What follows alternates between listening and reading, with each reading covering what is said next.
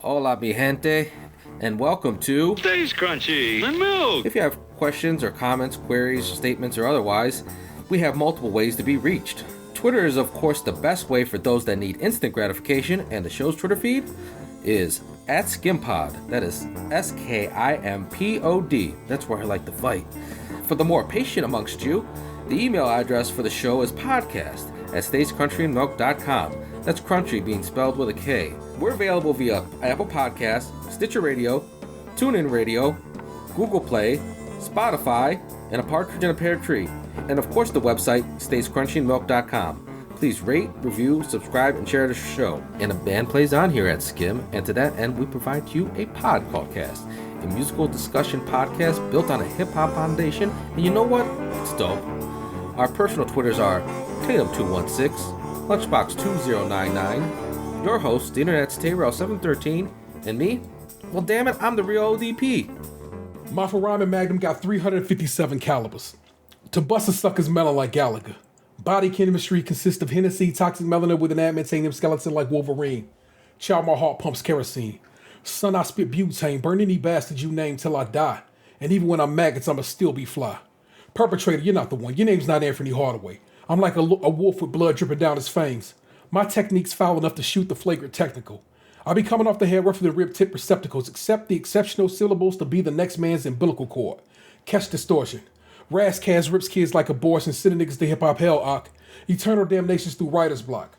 I rock over the results of Reeboks and saying, stand ill, forget a live band, just my mouth and hand. And even if man wasn't prehensile, I still find a way to grip mics, hold my tip when I piss and pick off pubic lice.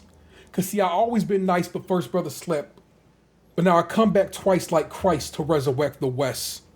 Come with it. The hook on that song is we went all around the planet pitching and no one did it.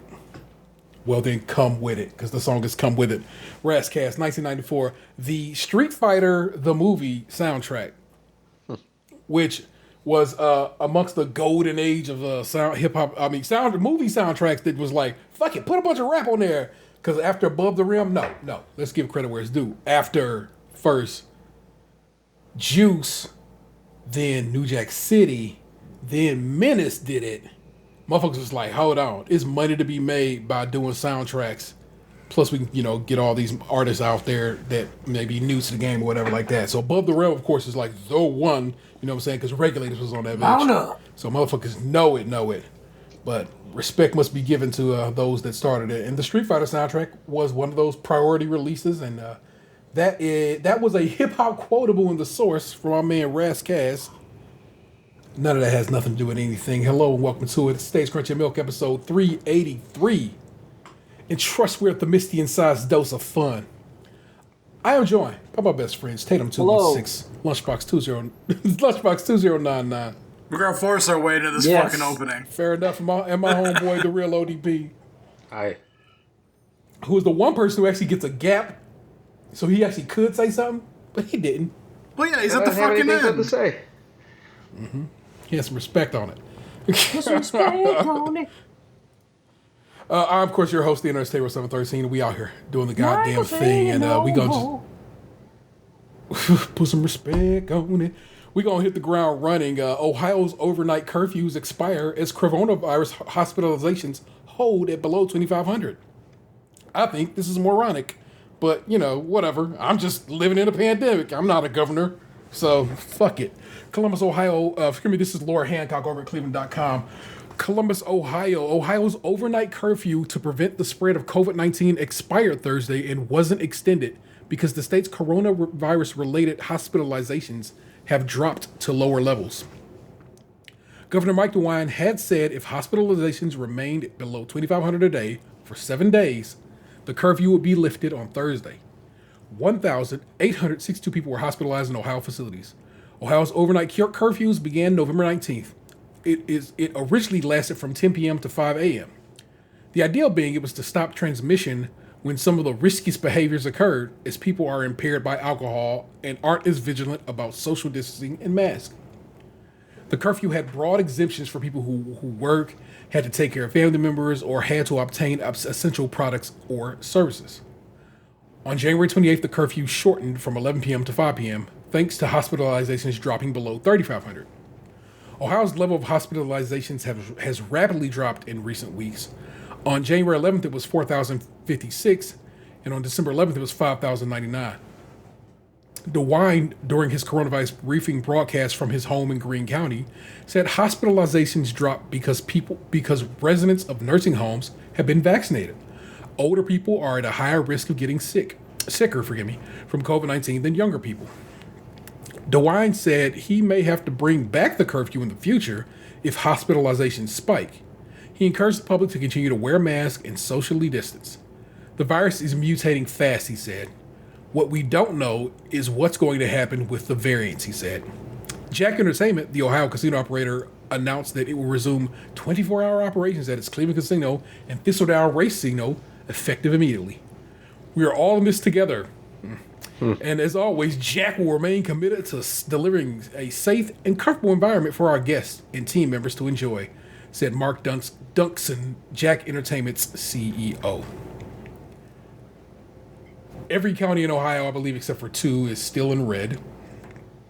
There is coronavirus variants at this point.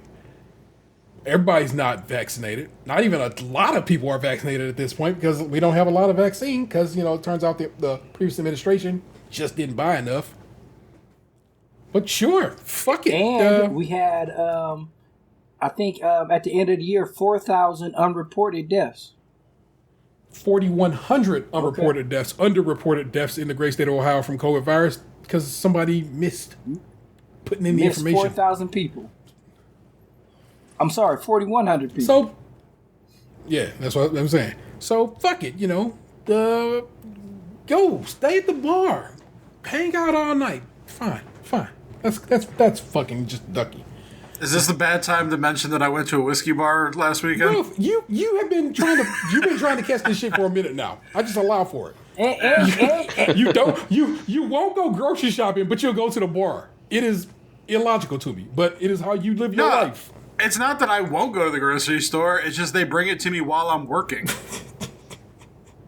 I went and picked up my Sam's Club order last weekend. Fair enough. I made out with the drop-off kid and everything. Squeezed his ass. It was nice. Was it a nice ass? No, but I made do with what I had. That's how it goes some days, man.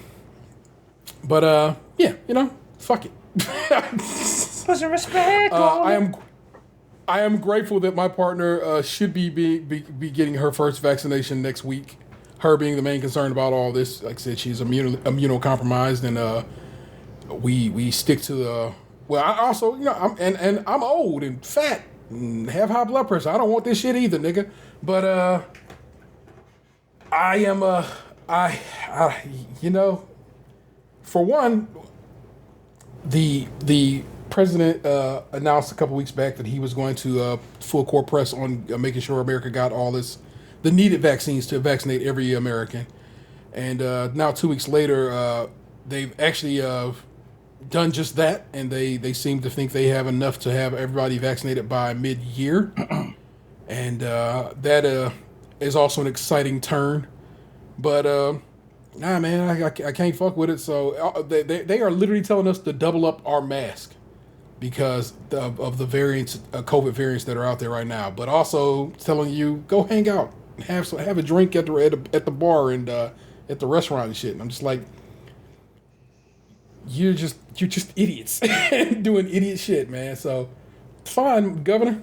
This one's for you. You let these motherfuckers talk you into this bullshit. Yeah, I definitely feel like he was pressured into that decision, but that's just just one man's thinking. Yeah. So we shall see. But again, we're gonna just keep it rolling. I got, like I said, your boy came through with a bunch of stories. This one is specifically for Gabriel to get a chuckle out of. All right. It's from the Daily Mail.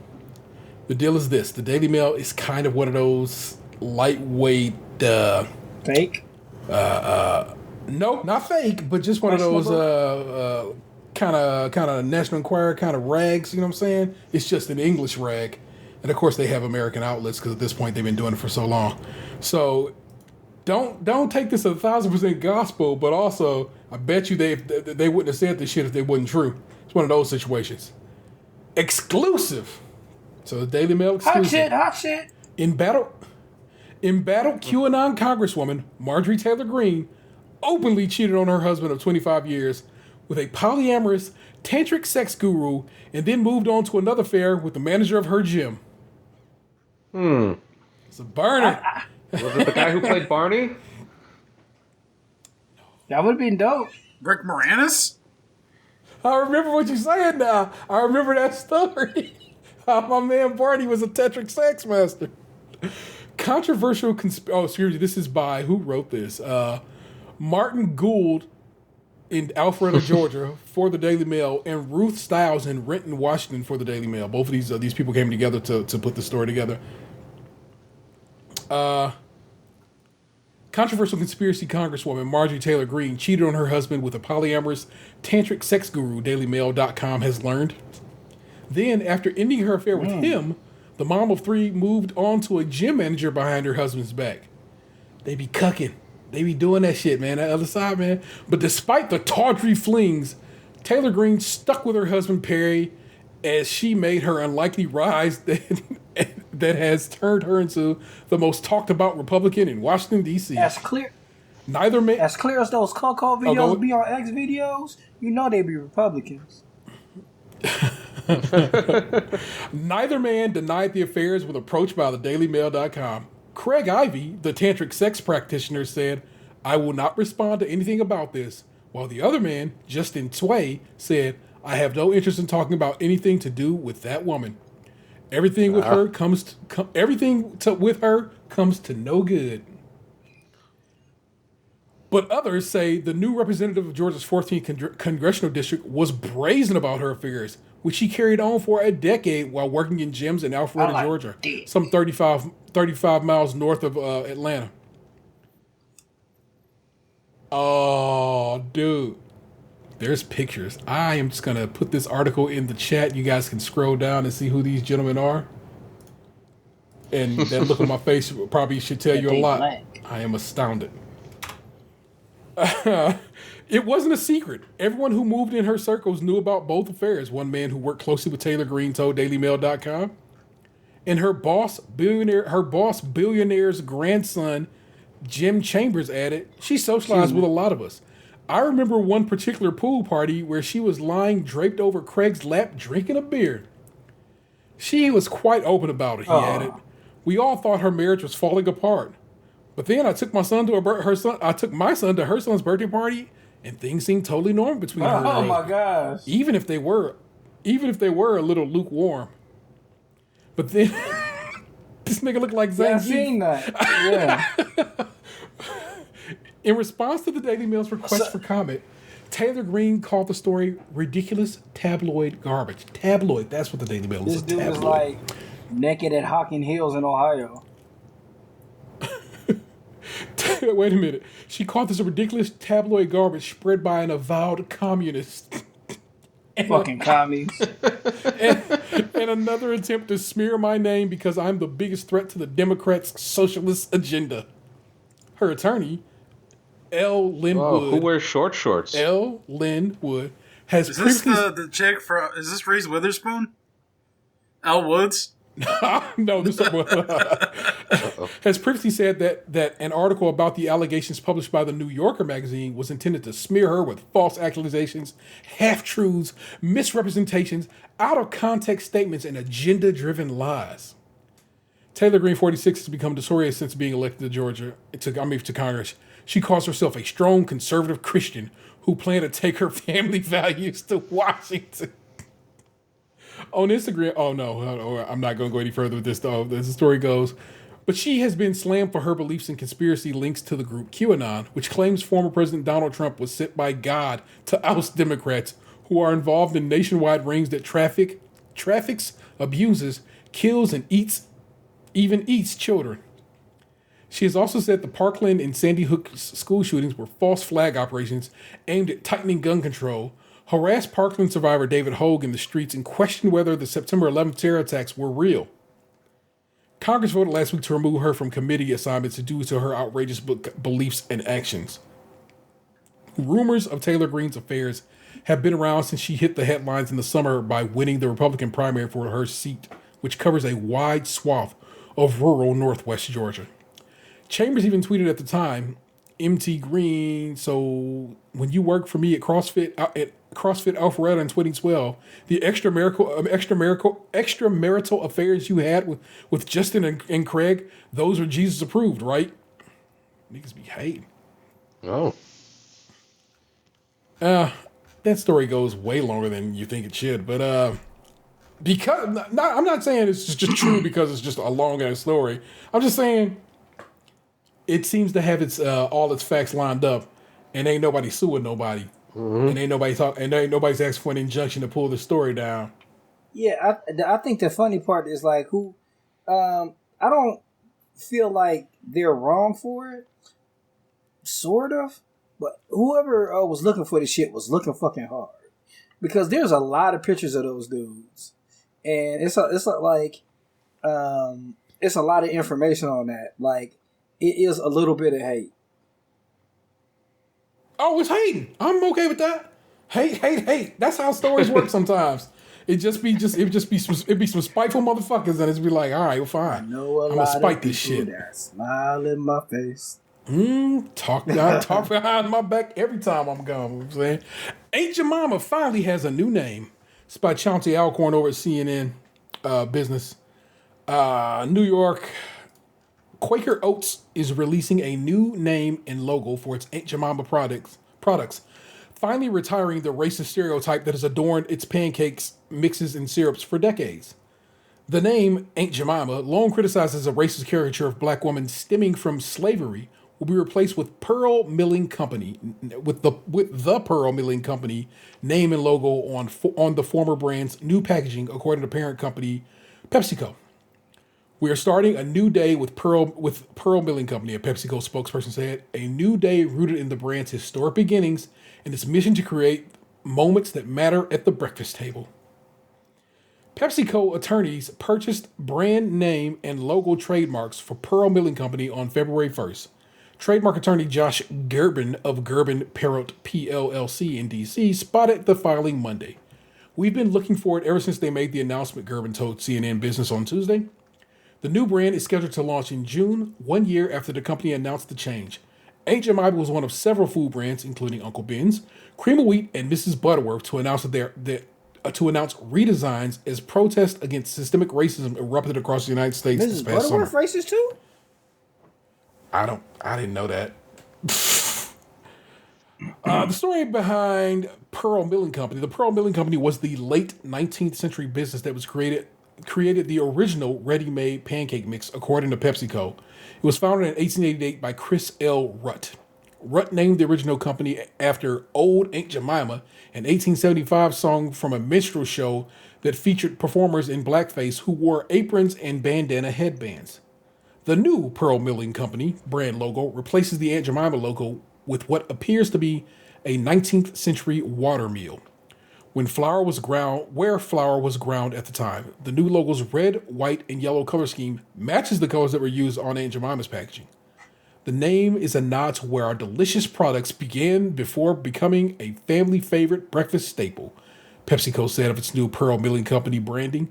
While the Aunt Jemimah brand was updated over the years in a manner intended to remove racial stereotypes, it has not progressed enough to appropriately reflect the dignity, respect, and warmth that we stand for today. So, the packaging looks just the same, with the exception of, like I said, it just says since 89, and like I said, there's a picture of a mill, but like I said, they imagine them having, and of getting rid of the name Aunt Jemimah, it just says Pearl Milling Company. So imagine whatever you think Aunt Jemimah looked like, erase Aunt Jemimah, scribble in Pearl Milling Company, and stick a picture of a mill on it. There you go. That's what the logo looks like now. What's the syrup bottle gonna look like? I would drop it in the chat. Yeah, it was in Instagram story that I shared yesterday with you guys, but then within like an hour, the account removed it.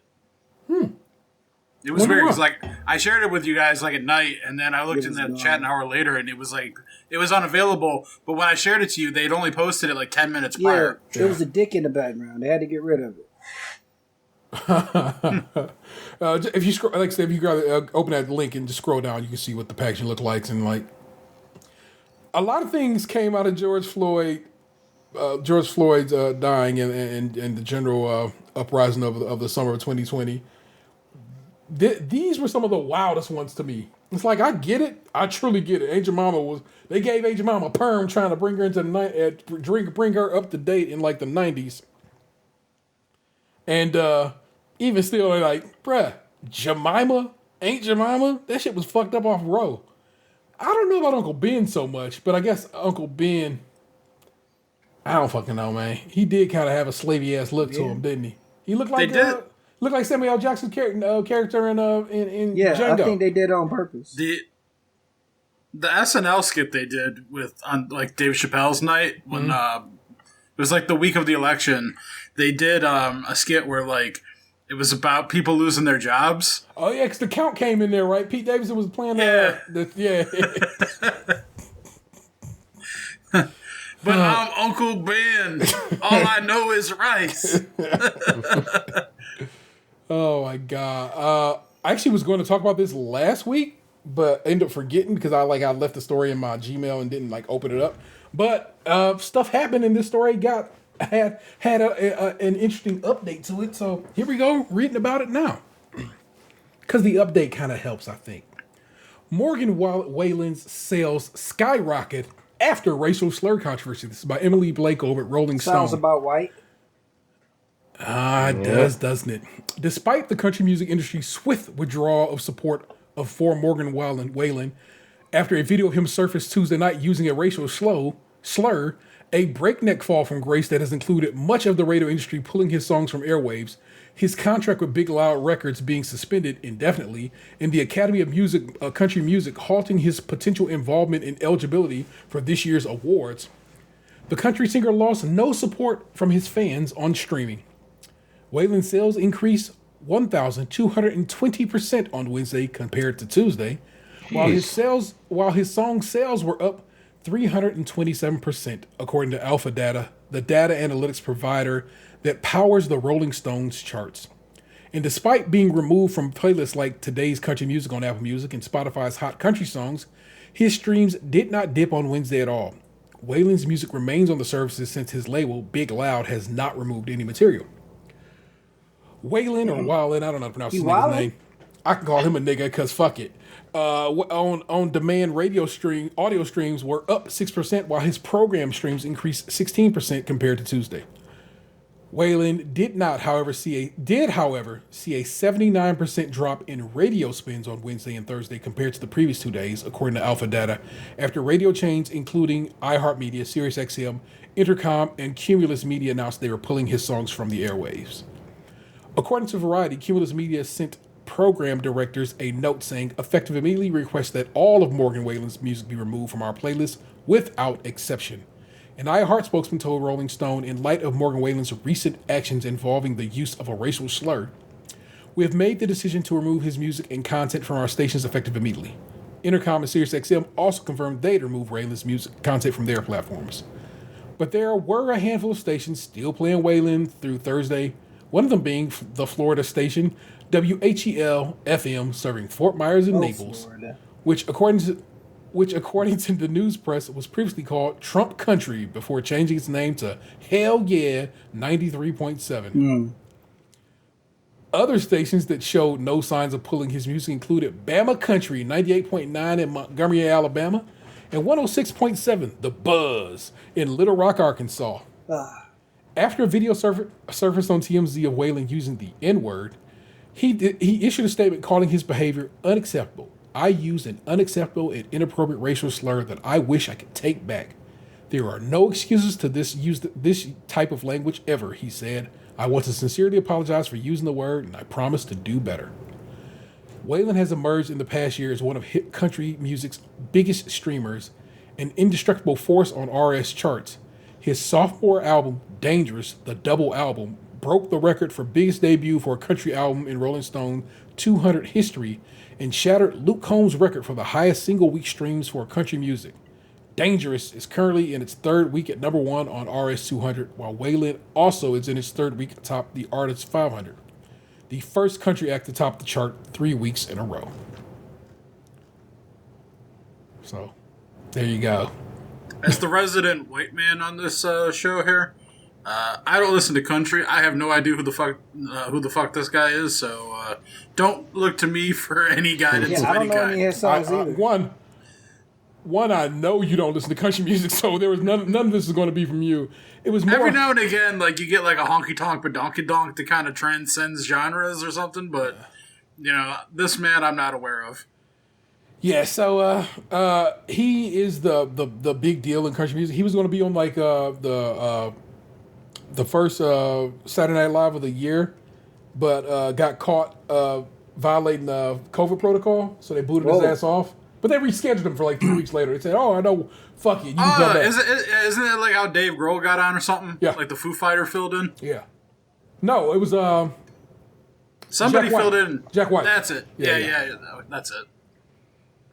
So he that's that guy, and nice little TMZ video of him calling somebody a pussy ass nigger, and I was like, oh wow, his neighbors were just out there. He hard R.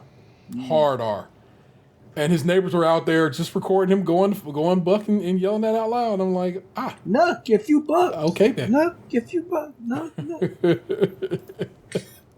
This is from The Athletic. I found this one to be hilarious. Dallas Mavericks cease playing National Anthem before games at Mark Cuban's direction. It's by Tim Cato. The Dallas Mavericks have ceased playing the National Anthem before home games this season and do not plan on playing it moving forward.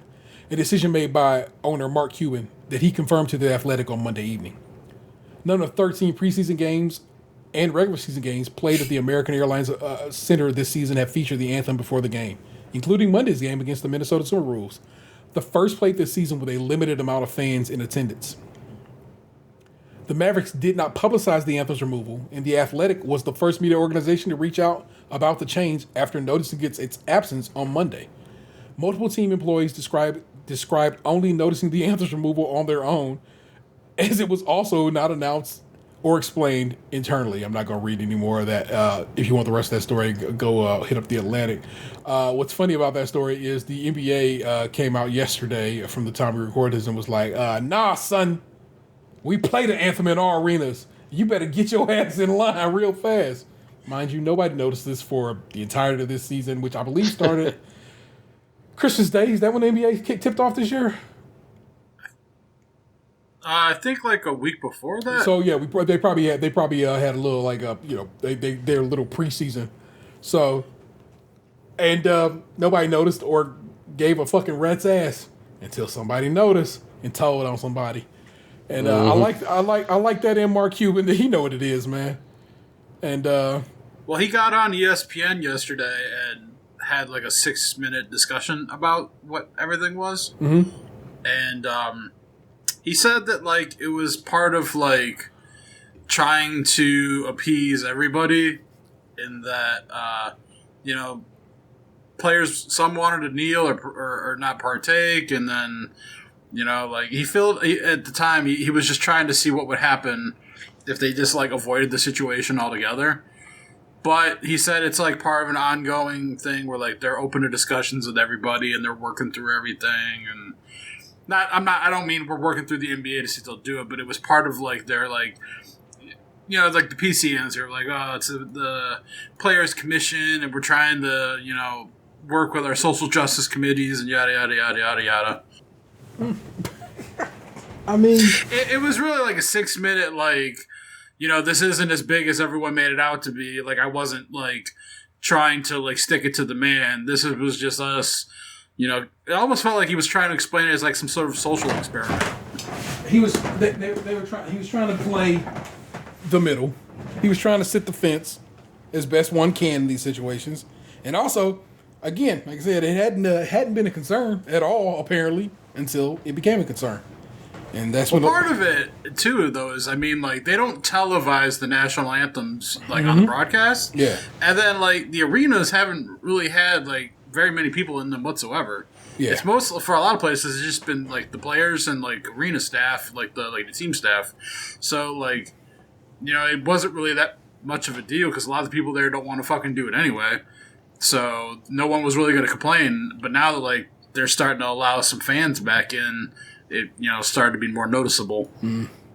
But it was funny because like you go on Twitter and it's like you see all the usual responses of like there's the crowd of like people that are like, people die for that song, fucking sing it. And then there's like the crowd of people that's like, well, this country was built on our backs and our blood and it doesn't represent us. We don't want to sing it.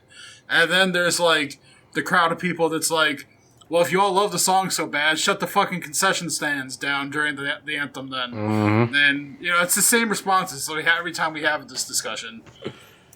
Oh, man. No one died for that shitty song. That song's not even that good. Objectively, it's not a good song. It's not a good song. It also has a very racist second stanza that no one ever wants to talk about. And come on, bro. Again, that song's time is nearing too. That's one of them situations where I'm thinking, we can probably just go with America the Beautiful. It's okay. That one works. That's a better song. It's a better song. I want to hear Bootsy Collins, What's the Telephone Bill?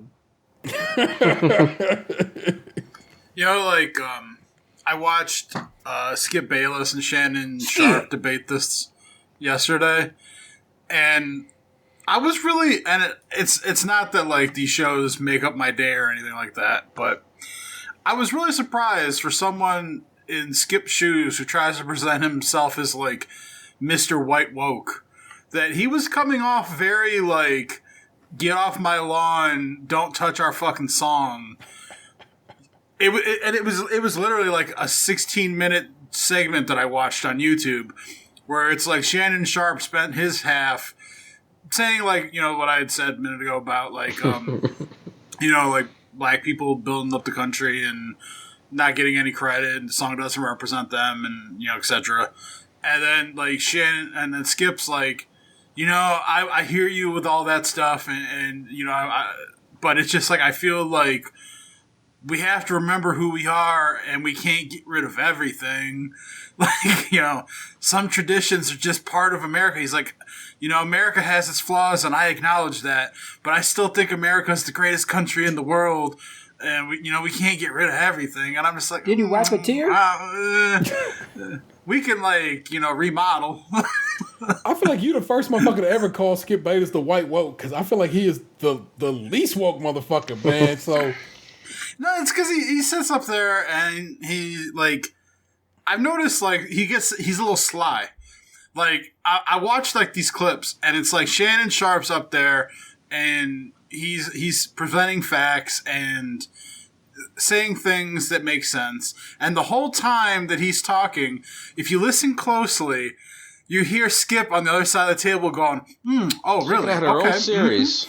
Like almost like someone who's like unintentionally degrading the opinion of the person who's talking to them. I think it's intentional though. But it's like he tries to like present like this. Oh, I understand where black people are coming from, but then he talks about like this black lady who raised him like a mother, and I'm like, wait a minute, are you telling me that like your family had a black slave lady that like was like your den mom or something? Like what are you trying to prove here? Skip. he had a housemaid, is what you basically telling me. Because Skip is like in his fucking 60s. Yeah. So he's old enough to like where his family could have been having someone held against their will. I'm not saying they had a slave, but they you know what I'm saying? 'Cause if you do the math or whatever, but he definitely probably had a house marm or one of them situations. And it's one of those where like you're not like wink wink a slave, but we didn't really give you much other option. Yeah. So yes, it's wowzers. It's wild out here. Like you free, but what you gonna do? Oh my god! But like yeah, like I listened to that clip and like I just sat there and I'm just like, my god, man, like it's weird because like like I'm an American. I grew up here. I'm not looking to leave per se. I do like Canada, but like I do like Canada a lot, but America's my home. You know, it's not perfect, and like I'm one of the ones that never claims it to be. I also don't like sit here and try and tell everyone else that it's better than their country because I'm willing to admit that it's probably not. You know, there our are Kit some Kats good, are trash. yeah. Like I love that clip from the newsroom, but like like I don't understand how you could sit there in one breath and say like America with all of its flaws, and then the other half the sentence go, but damn it, I still think it's the best country in the world. Like, I mean, but for him, it kind of is. Yeah, I mean, white guy, like, had a successful sports career. Clearly comes from wealth if he had a house marm. Then seems to have control over his wife. No, because he's talked about in the show where, like, he's just, like, kind of, like, no uncertain terms, but, like, look, bitch, like, we can be married, but my career is my first love, and, like, if you ain't cool with that, you can go. Fair enough. I didn't know he was that hand was that strong, but okay. Oh yeah, like I definitely could see like if his wife was just like, but honey, can't you stay home and spend more time? He'd be like, nah, bitch, you gotta go. He's like, I got black guys to talk about on TV. And how much I dislike them. I gotta go talk about how bad LeBron is and how great I think Tom Brady is. Oh, good God. Yeah, like I said, I never thought of Skip Bayless as white woke at all. I said that was an interesting turn of phrase on your part, but well, no, it's like he's been with Skip Bayless. I mean, Stephen A. Smith. Oh yeah. Well, he was with Shannon for the last like 5 years or whatever, but he was with Stephen. Yeah. So he's had these like black co-hosts that like do speak highly of him as a person, and like a lot of the things that he's tried to present on TV is like it comes across as him trying to be understanding. But then like that rant I heard yesterday, and it's not to say that like one thing diminishes a person's entire body of work, but like that was the first time where like I can understand having a difference of opinion on some things, but that was the first time where I was like, were you a Trumper? Like, you were a little too much like, I love my country no matter what's in it. Mm-hmm. Oh, my God. I truly have not bothered keeping up with the impeachment trial because I already know that the Republicans have said they're just going to vote They're not going to vote to convict anyway. They decide that shit even after all the evidence that has been shown. But I have seen some of the video coming out of showing the insurrection and how wildly close motherfuckers came to dying that day. And I was just like, bruh. One, I didn't realize Mike Pence's family was at the Capitol that day, so they had to go wrangle up Pence and his family. And like they're showing these like they're basically like here's the video image, here's a map. Like Pence is like behind a door. The insurrectionists are like just going past that door, and it's like, bruh, y'all really was about to kill that man and others. And I was like, and it's been interesting to see that particular brand of Trumper and how despite having all this evidence, video evidence, they was like, I'm not going to vote to convict him. I'm just like... Yeah, okay. I haven't watched a single second of it. Like, I have no intention of doing so. But, like, my one buddy, he seems to be getting enthralled with the theatrics of it all. And, like, he goes in our group chat, like, yesterday, and he goes, I've been watching the trial in the background while I've been working. And he goes, it's a lot of people presenting their side or their evidence, but then the other people who listen to it just going and doing whatever they want anyway and ignoring it. I go, you just describe politics. What's wild to me right now is I was finishing wrapping up, grabbing my stories. Apparently, because there is a jury that is seated for these made up of senators. The jurors went to go talk to the defense team. That literally is not how court works. But in this instance, that's how court's gonna work. They just like, fuck it, we're gonna go talk to them and give them some advice on how they can better present their case. And I'm just like, oh, okay. So that's where we are. Like, it is anyway, I don't even know what to do with that, so I'm just gonna keep motherfucking moving. What's good, my peoples? I mean, just in general, how are you guys? How has the week been? How you guys feeling? How's the family? So forth and so on. With everything having just been said, yeah. I have to say, like, I'm sure I've said this already. I am at the point where, like, I actually have kind of forgotten that Biden's president now. Because he's quiet and is not always on Twitter. It's kind of nice. Well, like, I kind of, like, tuned out politics, like, insurrection aside. Yeah. For the most part, like, a couple months ago, because I was like, the vote's been cast. What's done is done. It's like kind of like Thanos. Like, I'm retired on the planet. Like I'm done the snap. Like I'm farming. I'm trying to live my life now. So like all the bullshit before that, like I kind of put it out of my mind. So like when we start talking about this shit again, or like someone posts something in my group chat, I'm just like, oh yeah, shit, there was an election. Oh yeah, shit, Biden is president now. Oh shit, it is 2021. Holy fuck, we are halfway through February. Oh my gosh. Yeah, it does indeed go down. Did we talk about no, we talked about the pre-show. Gabe was and all of us were discussing old girl getting fired from the Mandalorian and basically fumbling an entire Star Wars bag because, like I said, she was going to get her own series. So not only did she get fired on her day off, but her agency also dropped her and is no longer going to represent her. So she ain't even got nobody to go out and try to find her ass. Here come that OnlyFans. Mm-hmm. Okay. I'm not so opposed to her that I would not see her naked. I mean, Telegram and Reddit's out there. But didn't she do like one of those ESPN body issues or whatever? Yeah, she was. I believe so. So you can see her general form. Well, you don't know what size your nipples are. Or areolas.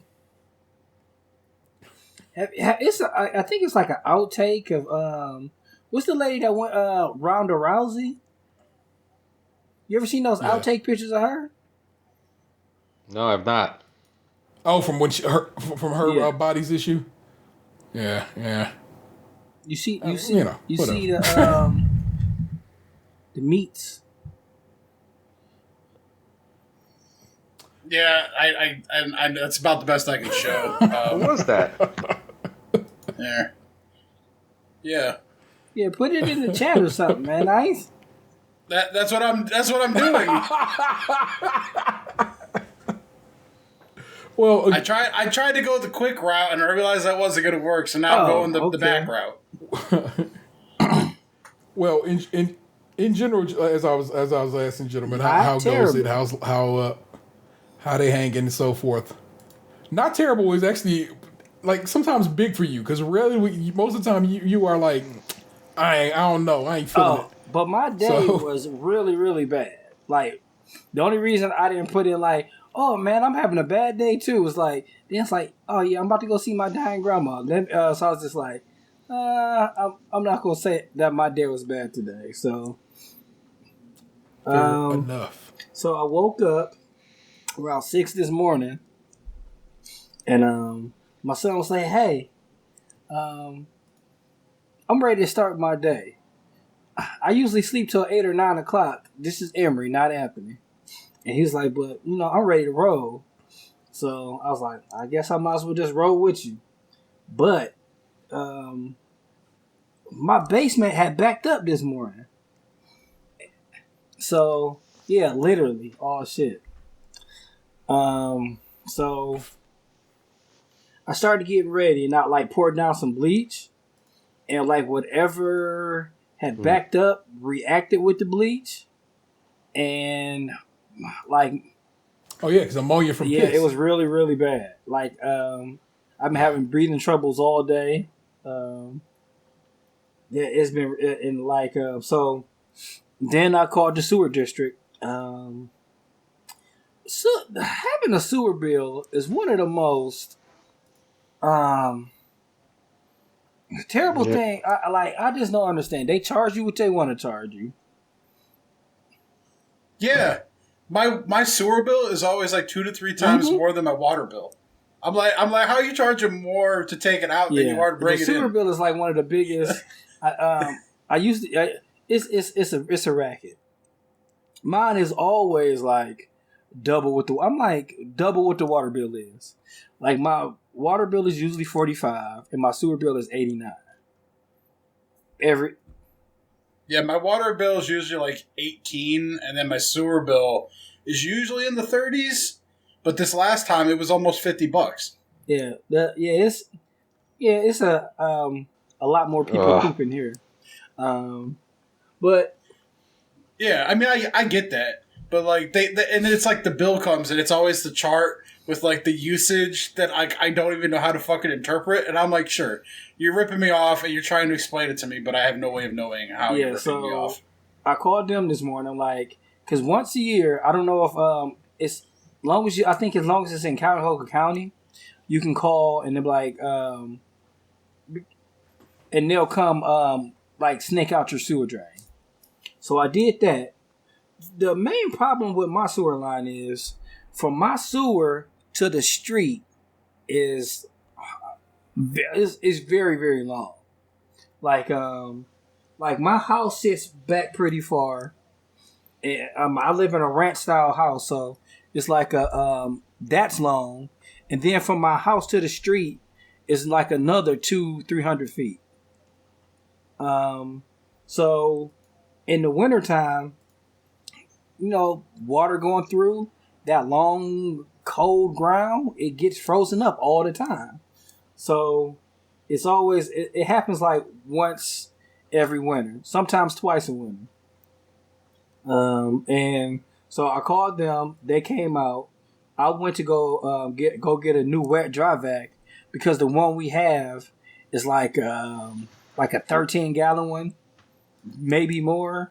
It's like an old school Craftsman, very big, and I don't want to be lugging shitty water up a flight of stairs. So I was just like, let me go get another one. So I did that. Then I get a phone call like, they're done, but it's poop in the basement now. So I'm like, so I was like, okay. So my new plan was like, go get a water hose, make sure I spray down, bleach down, clean it up. And while I was doing that, let me see if I can reach it from here. I was wearing one of these. Okay. Oh, Breaking Bad. And it's unbelievable the difference in like when I went back upstairs and took this off, I was like, damn, it's a whole hell of a difference. These things really friggin' work. Like, I got this only for like $19, like it was $17 at Walmart, Walmart.com, and it works very, very well. So, yeah. But, so I get home, and best believe, like, I took my time coming back home. Like, I called my boss earlier, like, my office is is having some sewer troubles. She laughed at that, and I was like, I'll be in when I can. Cause like I just stopped working like 5 minutes after the show was supposed to start. So, well, thank you for that. And I was laughing to myself like, man, I'm about to disappoint the guys, and I'm not on time. And then Gabe's like, I'm coming, I'll be there in a second. And Dan's like, oh, I'm about to come on too. I'm like, man, you guys aren't on time. No, it was cool. It was like 10 minutes before showtime, and like I needed to go take a dump. It took it till 5 minutes after showtime. What was you looking up on your phone? I mean, I was actually playing a game on my tablet. That's why when I told you guys that like I was on my way, I'd already finished it. I was back at the computer because I didn't take my phone in the bathroom with me. So then I got. But you know how it is, man. Like sometimes you get those dumps where you got to wipe a lot. I can tell about what happened in my basement this morning. Yeah, I made a pot of chili last Saturday. This week so there's too. a lot of beans in my diet. I'm having chili this week, and I asked Vanessa to make me chili. How fun! Yeah, I made chili this week. Well, yeah, I made a crock pot of it on Saturday night. And I'm the only one eating it, so it takes me like the entire week to get through the thing. I made it on Sunday night. Wasn't Super Bowl chili, but it was chili. And like the boys ate it the first night, and we ate it for like 3 days. It was like, fuck it, let's just freeze it because let's not waste it. But we're not gonna eat no more chili right now. Dude, it's funny. I didn't freeze it, but I ate it for 3 straight days, and I'm like, I need a fucking break. I'm not eating chili today. This is gonna sound really bad, but I ate 5 McDonald's Happy Meals today because the Pokemon cards. Exactly. I went and got Uber Eats them so I get the Pokemon cards. Nice. That's like all I've eaten today. Really is like 5 little McDonald's fries and like 5. You can just buy the cards. I don't know if y'all have seen. Well, I don't have that option like on the Uber Eats app. Like, I would have had to have gone to the McDonald's to get them, and I ordered it while I was working. Well, yeah, don't do it through the Uber Eats app. Do it through the McDonald's app, and then have them bring it to your car. Well, like the issue too is like they sold they were first released on Tuesday, and like by this morning, like that one by the Apartment Town Mall here is the only one in the entire area that still had them. Mm-hmm. Like I got one yesterday from the one over here by the Giant Eagle on Snow Road. Like where the Goodwill is. I got one from there from yesterday because I didn't even know what was like going on. Like I knew that McDonald's had like the Pokemon giveaway, but I didn't know if it was toys. Like I didn't know the details because I didn't read about it. So then I heard it was cards. So I was like, oh shit, I'll get one. Then I'm looking them up on eBay last night, and like these shits are selling like crazy.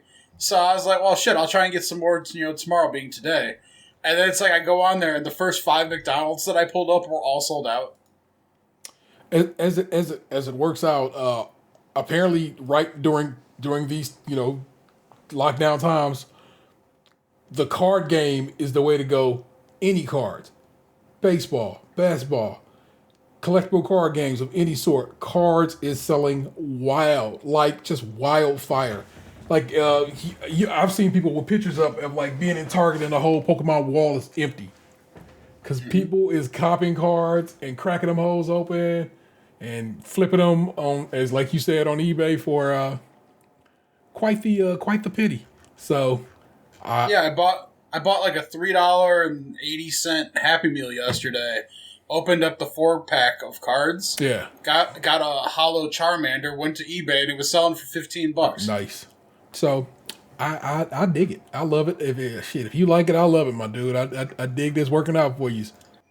I mean, I didn't sell anything. I have them over here, but like, I just kind of wanted to be a part of it, So then, went out. I picked up stuff to clean up the mess in the basement because after the sewer district came, like I said, it was more of a mess in the basement, but they had cleaned everything out. So I bought a wet dry vac to clean up with, but now it's just like, I bought a water hose instead.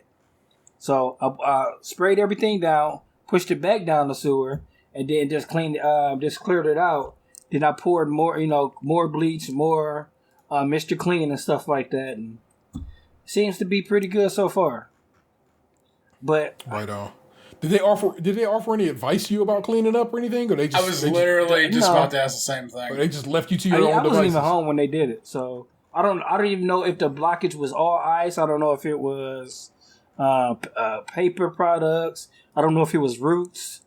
That because the first time it's free. That's when they be like, I did that shit. That's it. Like maybe if I was to pay for it, they'll be like, oh, this what it was, brother. Man. Is it like once a year for free or just like one? Oh my goodness! I oddly enough had a backup situation, but nothing of this dramatic. I noticed my dryer hose I'm in a basement. You know, my dryer in the basement, so it goes up to the window, and it had fallen out of the window. Not the window, but it's the vent on the window.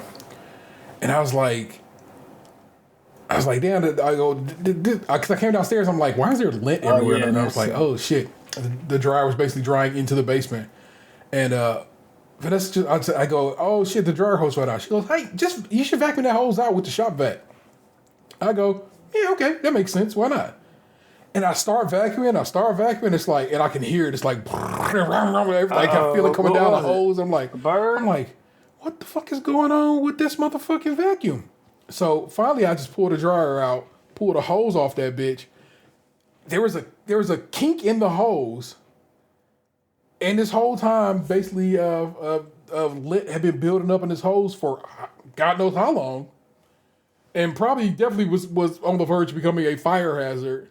The whole hose just chock full of pencils, lint of all sorts of things, change, just whatever. You know what I'm saying? It's been building up for however long. Yeah, it sounds like you need a better filter for that, because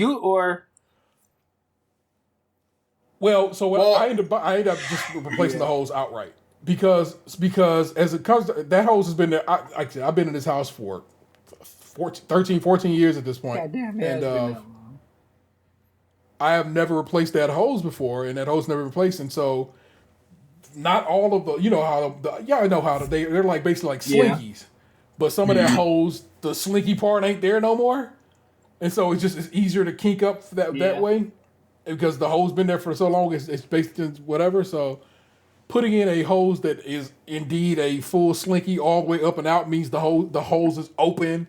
And of course, running it so it is always open should help with making sure the dust and so forth goes the way it's supposed to go. Did you have to buy like the silver tape and stuff like that, and like the new twisties? Nah, it's the size I bought is enough where I can just pop it into the vent that goes out, and the same for the one that goes into the dryer. It did come with the brackets to tighten up if I needed to, but I did not do that. I can if I need to, but it's wild how these your little weird household forms. Like I said, I literally, because at that point Vanessa had gone upstairs, I literally FaceTimed her and was like, "Hey man, you might have just saved all our lives. That's a big deal. Thank you for that, because that shit was definitely some bullshit waiting to happen, and I'm glad we discovered it." I had a similar thing, like when I had to buy a new dryer like a year and a half ago when the old one died, like the hand-me-down one I had. It was like when I took the pipe off of it to remove the old dryer so that I could attach the new one. And when I did that, man, I found the clog of lint that was in that fucking pipe. So like I had taken it down and cleaned it, and like it was like compacted into the chute that goes out to the vent into the backyard, like. And when I was outside, like after I've been moving it around, I could see the lint that was coming out the little slit where the steam comes out. So I was able to pull more out up there. They also make these they make the little pipe cleaners to clean that out with. And I have one to clean out the lint trap. I just had never thought to clean out the damn hose, But that is definitely going to be like one of those things, like what you're supposed to replace your smoke alarm batteries. Maybe I should add that to the list of things to check around. Yeah, they say that like you should do it every year. Okay. Like to clean the pipe. Like after I went through that whole thing, like I looked it up, and they say like you need to make it like a yearly part of like your yearly cleaning or whatever. So I think I will. You're supposed to change the battery every when the time changes, right? So maybe when the time changes, I will clean the hose out, and we'll just, like I said, add it to the list of shit I'm doing. Just dumb. It's just dumb, and I'm like I said, I'm grateful that my partner happened to just point it out, and it's not like she knew that shit. She just was like, "Well, why are you down there vacuuming the hose out?" And I'm like, "I will." And like I said, all this. How much change did you find? It's so crazy, man. Like 35 cents, but like I said, a wild amount of pencils, because probably because my son used to leave pencils in his pocket. And the reason I go through pockets now when I do laundry is because it be change, it be pencils, it be pens, and if you've ever had a marker explode in your laundry, you never want that life again. Makes you wonder too, then, how like that shit even like gets into the tube. Like, how big is the fucking trap in the machine that a pencil could get into there, let alone multiple of them? Well, you know how I don't know, you don't know, but on the back of my dryer, of course, it has that like basically a vent kind of filter situation. Yeah, where you pull it out and it's got the... Yeah, it probably has just enough of a hole that a pencil could pop through there. Now, I got the one that, the lint trap is on top that you can pull out. But, I mean, inside the dryer on the back of it, it has a little, whatever, escape hatch. Yeah, I only ever pull the top out. And, like, I'm the one who does it the most, I will say. Because I think, like, I'm just, conscious of the fact that, like, after having cleaned the pipe, I'm, like, fire hazard in my mind. I'm like, I don't want my house to burn down. Yeah. So, like, every time I go down there to do laundry... like, I always pull that fucking thing out of there, regardless of who did laundry before me, and I pull that shit out of there. Yeah, I would think, maybe I'm wrong here, empty the lint trap after every load you drop, right? You would like to think so. Sorry. Well, that is the rule that I do the laundry in my house. I'm the guy I don't like how anyone else in my house attempts to do laundry. I don't feel they separate the laundry right. And so forth, and they put too much in, and I'm just like, I got laundry. Vanessa does the folding and putting away of laundry, but I'm the one who separates and washes the laundry, which of course drives her insane because I'm on tea time and she won't be on Vanessa time, and it's just like, look, bruh, it's gonna get done when it get done, and when it's done properly. So, your dark stay dark for a motherfucking reason because I'm out here. Oh my goodness. Let's just keep this rolling. If you guys heard last week's show, we for a bit talked about how the internet want to make you gay for everything. So I sent Intrepid Reporter, my man, the real ODP, out to these internet streets to dig up more of this. So I figured we could actually sit down and chop it up about. I would like to think that he approached these people like Carl Monday in a trench coat with a mic ready to run up on a motherfucker. But I wanted to go over and maybe kind of develop what I thought would be like the definitive list of things that Twitter says make you gay. Yeah, well, what I noticed about this list, a few things. Some of them are like, oh, it's just the whole toxic masculinity thing, like, oh, I'm too manly to do this shit, so if you do it, you're gay. But some of it's just like random as shit. Like, lead us to it, bro. Get down. Tell me what your research brought out. What you discover? What kind of fun did you have doing this? So forth and so on, man. So I got to give credit where credit's due, and I found this list from a Twitter user, Barky Bogues. That's Boogz. Oh, GZ. Yeah, and he's found a few things. He's taken some screenshots. He's quote tweeted a few people. Apparently, Amazon Prime is on the list. Like Amazon, this guy Carlton Christ said Amazon Prime is some women shit. I never hear men say they got a subscription, which is not true. I've heard plenty of men say they have a subscription to Amazon Prime. I'm assuming there's. Yeah.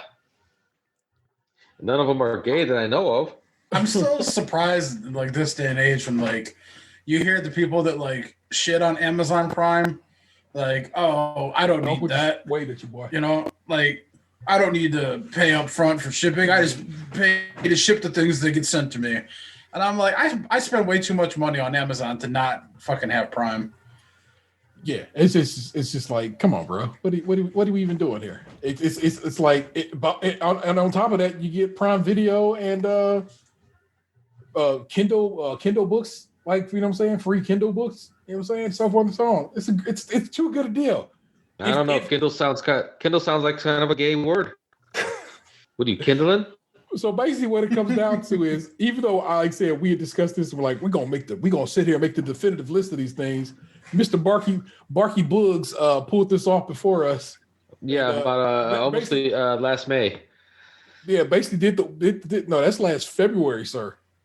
Oh, last February. So he beat us to it by a year. But I don't know how we could ourselves make the list because like none of us that we are aware of are gay. well, Neither of these people tweeting this shit though. It's more we're not heavily presume shit either though. Yeah, like I was just gonna say like we were gonna be more like an aggregate. Yeah, we were gonna make the definitive list of things Twitter says makes you gay. Yeah. There we go. Not make you gay because the list of what actually makes you gay used to be pretty short. You know, having sex with the people of the same sex. But finding the rock attractive. Okay, so you don't have to keep leading off screen to read this. I have pulled this up as well, and we can just bounce back and forth off of them. Gabe. Apparently, this is again, Barky Buggs did this. He pulled down. One second. So let me just get the first one straight. You're only gay for having Prime because only women say it? Apparently, yes. Okay. Amazon Prime is some women shit. I never hear men say they got a subscription. Okay. Yeah, that's another thing I noticed. It's not like what makes it gay. It's all what makes men gay. Yeah. This Amazon Prime one sounds a lot like when a man won't ask for directions when they're lost. Like, I don't want to have someone bring me my shit in 48 hours. I want to wait a week. Because I'm a man. Here, well, like I said, again, work to Barky Books for doing the legwork here. That's probably on the list. If we look far enough, we can probably find like, I don't know what kind of man asked for directions. Must be gay. So apparently he started this in February, and then came back around to it in April. So this is one from April. He's been updating it periodically. Apparently. So this is from Miss @Miss_Fish_Scale. A guy ordering dessert on a date is a red flag for me. That's a female thing to do for real. So apparently we can't enjoy sweet treats. I feel like every time we discuss going to a restaurant, we talk about what dessert we got. Like it's a major component of our discussion as to what dessert we got, how was it, what did they do to make it. Was it the greatest version of whatever you had or the execution of it had? So add that to the list. Dessert. I feel like we do a lot of these. Yeah, if you go to a fancy restaurant, I feel like dessert is the cap of the evening. Yeah, but to be fair, none of us are dating anybody either. That's true. So like that just means I don't have to share my cheesecake. I just feel like we don't know what's hot in the streets as far as dating goes. Fair enough. I think I'm guilty of a lot of these things on this list. We probably guilty of all of them. The next one, this is from My Culture Noisy. I want a smoothie on some weird type time. I don't usually drink feminine shit. Smoothie's feminine. Apparently. I could agree with Especially that one. The protein shakes. Don't get them chia seeds and keep your fiber up. I guess I don't know. It's just wild to me. This one right here, I think struck all of us as we were having a discussion about this earlier. A grown man. I said, this is a Tricia fan club. A grown man craving crab legs is gay. I do not care.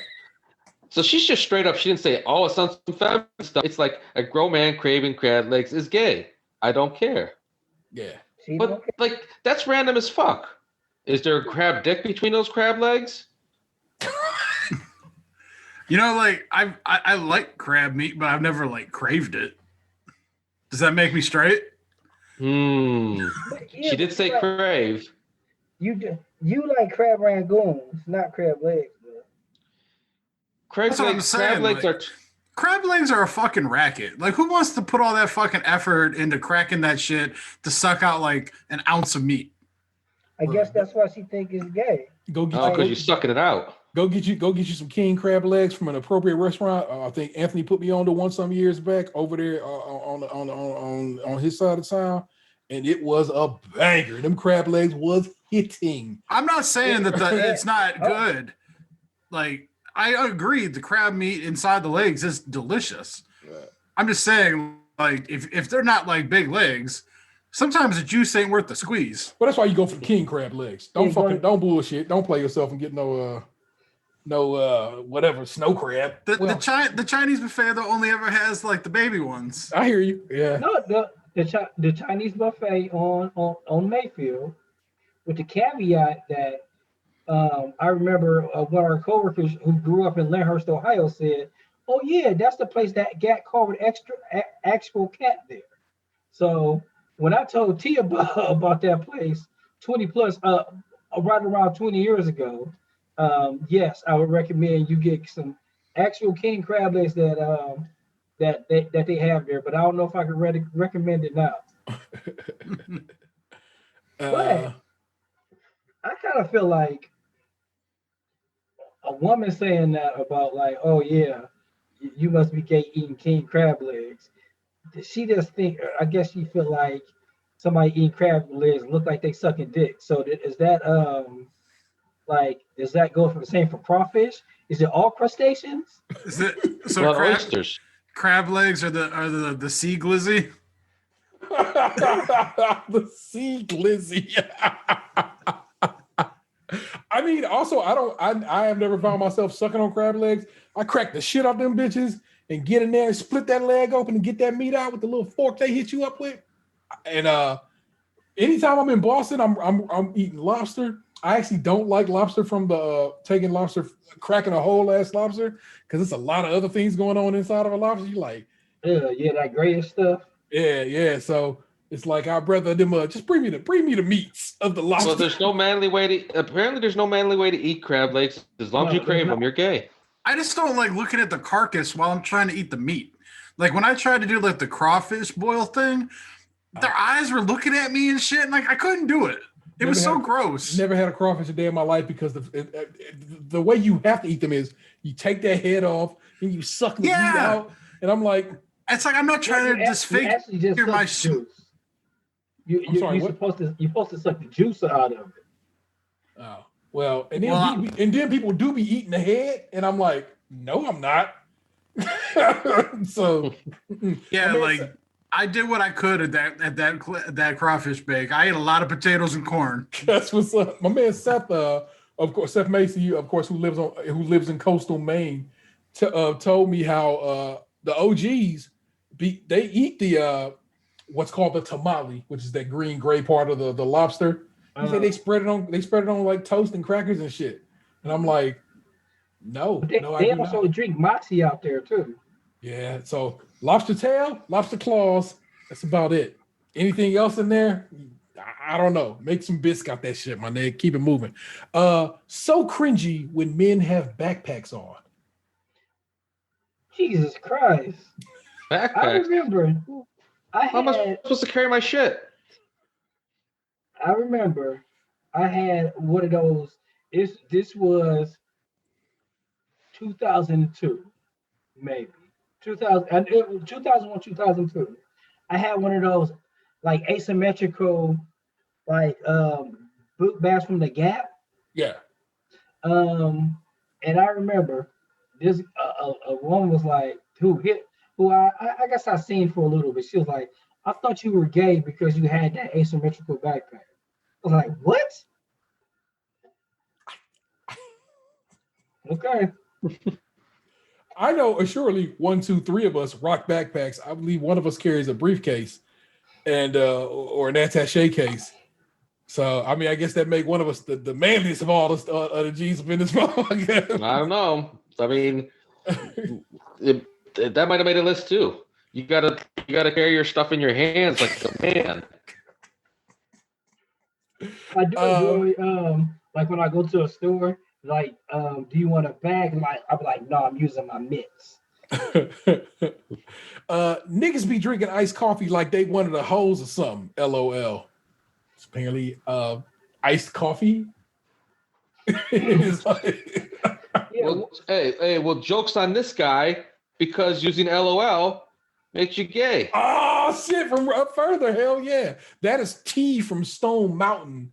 Is who made that claim? T from Stone Mountain. STNMTN. If you want to, support that kind of work.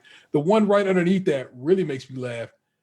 And that's from underscore Lucian17.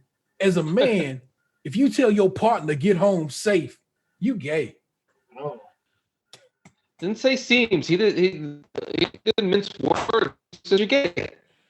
Dude, I've had a couple buddies tell me to text them when I got home to make sure that I got home okay. The nigga's gay. It's just, I mean, the internet has spoken, bro. It's just what it is. Yeah, a friend of mine worked in like the building downstairs, and like he seen me buying an iced coffee one day, and he laughed at me, like he's like, "Man, what you doing with that iced coffee?" So another he didn't call me gay, but he definitely was just like, "Man, you should be drinking that iced coffee, man." I had iced coffee tonight. So the problem with that video, of course, is when we'll get around to it eventually. Because, like I said, I have some more we pull. Let me jump to this one. This one really made me chuckle, especially because are you saving the one for last that I'm also saving for last? Well, I mean, nothing for last. We can just keep it going. This one just made me laugh because as a recent car purchaser, as a grown ass man, it's no reason for you to use the heated seats feature in your car. Oh, the fuck you want toasty ass cheeks for? Because it's winter and I live in Northeast Ohio. Bruh, thank you. It's cold as fuck. I love them toasty ass cheeks, my nigga. Plus it kind of get my back hot. So yeah, I be sitting on 3. Yes, I put it on 3 the first time and it was a little too hot. So I took it down to 2, but I have become a 3-man since. You know what I'm saying? I've taken the full heat. Yeah, I start off on 3, then I go down to 2. Yeah. You know, if it's a long drive, I'll take it down to 1. I miss my heated seats. This is can't be shy, can't ban shy. Forgive me. No homo, but I just went to the library and got some books. That's random as fuck. It's only gay if you sit on the couch with your feet curled up. Oh, this is a banger right here. This is a banger. This is from Miss Fish, whatever, Miss Fishscale. So she really be out here on this patrol. Y'all be dating men who ask the waiter for water with lemon. Oh man. Then be surprised that he gay. Again, 1, 2, 3 of us I know for sure orders water with lemon. I order water source of vitamin C. Can't co-sign this one. Vitamin C. C for cock. Oh. I put lemon in my water and my tea. This is from Suave Papa. Grown men shouldn't be eating garlic Parmesan wings. I love garlic Parmesan wings. What kind of wings should a straight man eat? Those are some of the best ones. It's not like we eating sweet and sassy barbecue. I like sweet and sassy barbecue. Gay. That's gay. I'm gay because I like an exotic flavor profile. Come on now. Oh my god. Next, you're gonna tell me lemon pepper wet gay. I'm gonna be. This is from Yeezy Ree. I'm gonna be honest. I don't even like when niggas order pink lemonade. I be embarrassed, shaking my head. I can see that. I just don't really like pink lemonade. So. Pink lemonade just sucks. I agree with you. It ain't good. Pink lemonade make your throat dry than a motherfucker. I don't know what it is. Yeah, you know what? I think it's made with pink salt. Should I be ashamed to say that I kind of agree with that in the mimosa one? Have mimosas. What do you? So what? Why is drinking a mimosa? It's because it's on the list, T. It's on the list. This is from. I wouldn't say the mimosa makes you gay, but it is kind of feminine. Tito Garza comedy. Valentine's Day. The only day it's not gay to eat pussy. So, okay. I made a joke about this weeks ago. I said eventually someone's going to say, pussy makes you gay. So it's gay to eat pussy? You can only be born from a C-section where I'm from. I was born C-section. That's just if you needed to know that about me. Yo, this one is too raw. This one's too raw. I can't even read it. That's how raw I get. Niggas with group chats is F-bomb, period. Oh wow. Man, we Wow. got gay all over the place Now, what's funny about that one is, and like I said, this is one I pulled from the other day. from the group chat. That says, name this is one I pulled myself. This is from BTSK Clean. Name a good reason grown men need to be in a group chat outside of bookie talk. Bookie. Apparently, you can only be in a group chat if you bet no sports. Man, I'm in 5 group chats and a Discord. I wear glasses. Oh yeah, see, we didn't even get to those. The ones we had bumped into is wearing glasses, using an umbrella, apparently sipping hot beverages. And okay, so this one right here, if this one is from Betty Dalty. If I see a nigga drink tea, I'ma assume he a homosexual. Now she says, okay, a couple messages down, she says, "Don't shoot the messenger." And then the next message down, she says, "I'm talking about hot tea." So you're good if you're drinking iced tea, Dan. I know you. Okay. I know you're enjoying iced tea, but if you're drinking hot tea, my nigga, If I get caught with an iced coffee, all I gotta do is like, no, bro. This tea, bro. This tea. You got to keep your coffee hot and your tea cold, otherwise you want that peen. Aubergine, only peen. That's the formula, man. Hot coffee, cold tea keeps the peen away. But if you in the rain, you just gotta look like you're in an Usher video. Solid. What? Cold So what do you do if you have impaired vision? Swordplay. Oh my god. I don't know. I guess context, or just be blind. Here's another thing I'm noticing about these tweets. Squint. This nigga squinting. This is another thing I'm noticing about these tweets. There's no explanation, and there's no solutions. So what am I supposed to do in certain situations? My bathroom's supposed to be filthy, or I'm supposed to find a woman to do it? Twitter leaves no room for explanation. It's just like, look here. Let me just make up one from the top of my head. If you dip crackers in your chili, homie, you gay. You gotta use Fritos or just a spoon. If you use oyster crackers, whoo. You dipping your Oreos in the milk and you're not using your whole hand, you only using a couple fingers? I mean, growing up, I thought it was kind of gay to use an umbrella. Like, I thought it was kind of unmanly. But then, walking in the rain, then like having to go to work soaking wet, I was like, fuck, I sold out. I gave up my mana card for some dry pants. Yeah, and the same people who say that kind of shit is their boyfriends at home playing the new PS5 while they at home, while they at work. Well, drinking iced tea and hot coffee. I don't know if we've developed the definitive list. We have developed a hell of a list of things the internet says makes you gay, and apparently, drinking mimosas, at least 2 people on this show think make you gay. So, there you go. I mean, like, you and I did it in Kentucky, and like, it was all right, but like, all I'm gonna say is, anytime I've ever gone out for gatherings, is always the women whose panties are getting wet when they hear mimosas are on the menu. I never hear the men getting creamy. As it turns out, brunch because that's gay, and if it was breakfast, that's gay. Are you allowed to have lunch together and be straight? It was happy hour, was it not?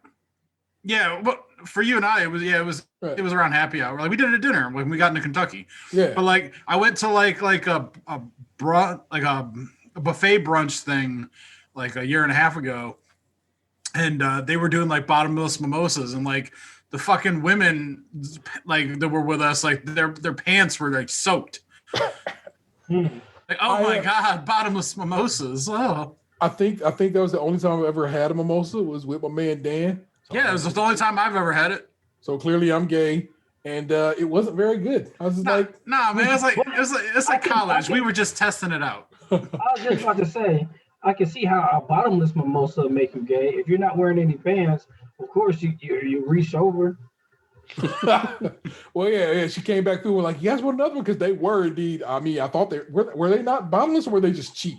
They were real cheap. It was like $2 or something. Yeah. And I was like, no, I'm good. I don't ever need to drink that again. Maybe who knows? Maybe it's better with better orange juice, better quality orange juice, and a better quality sparkling wine, champagne sitch.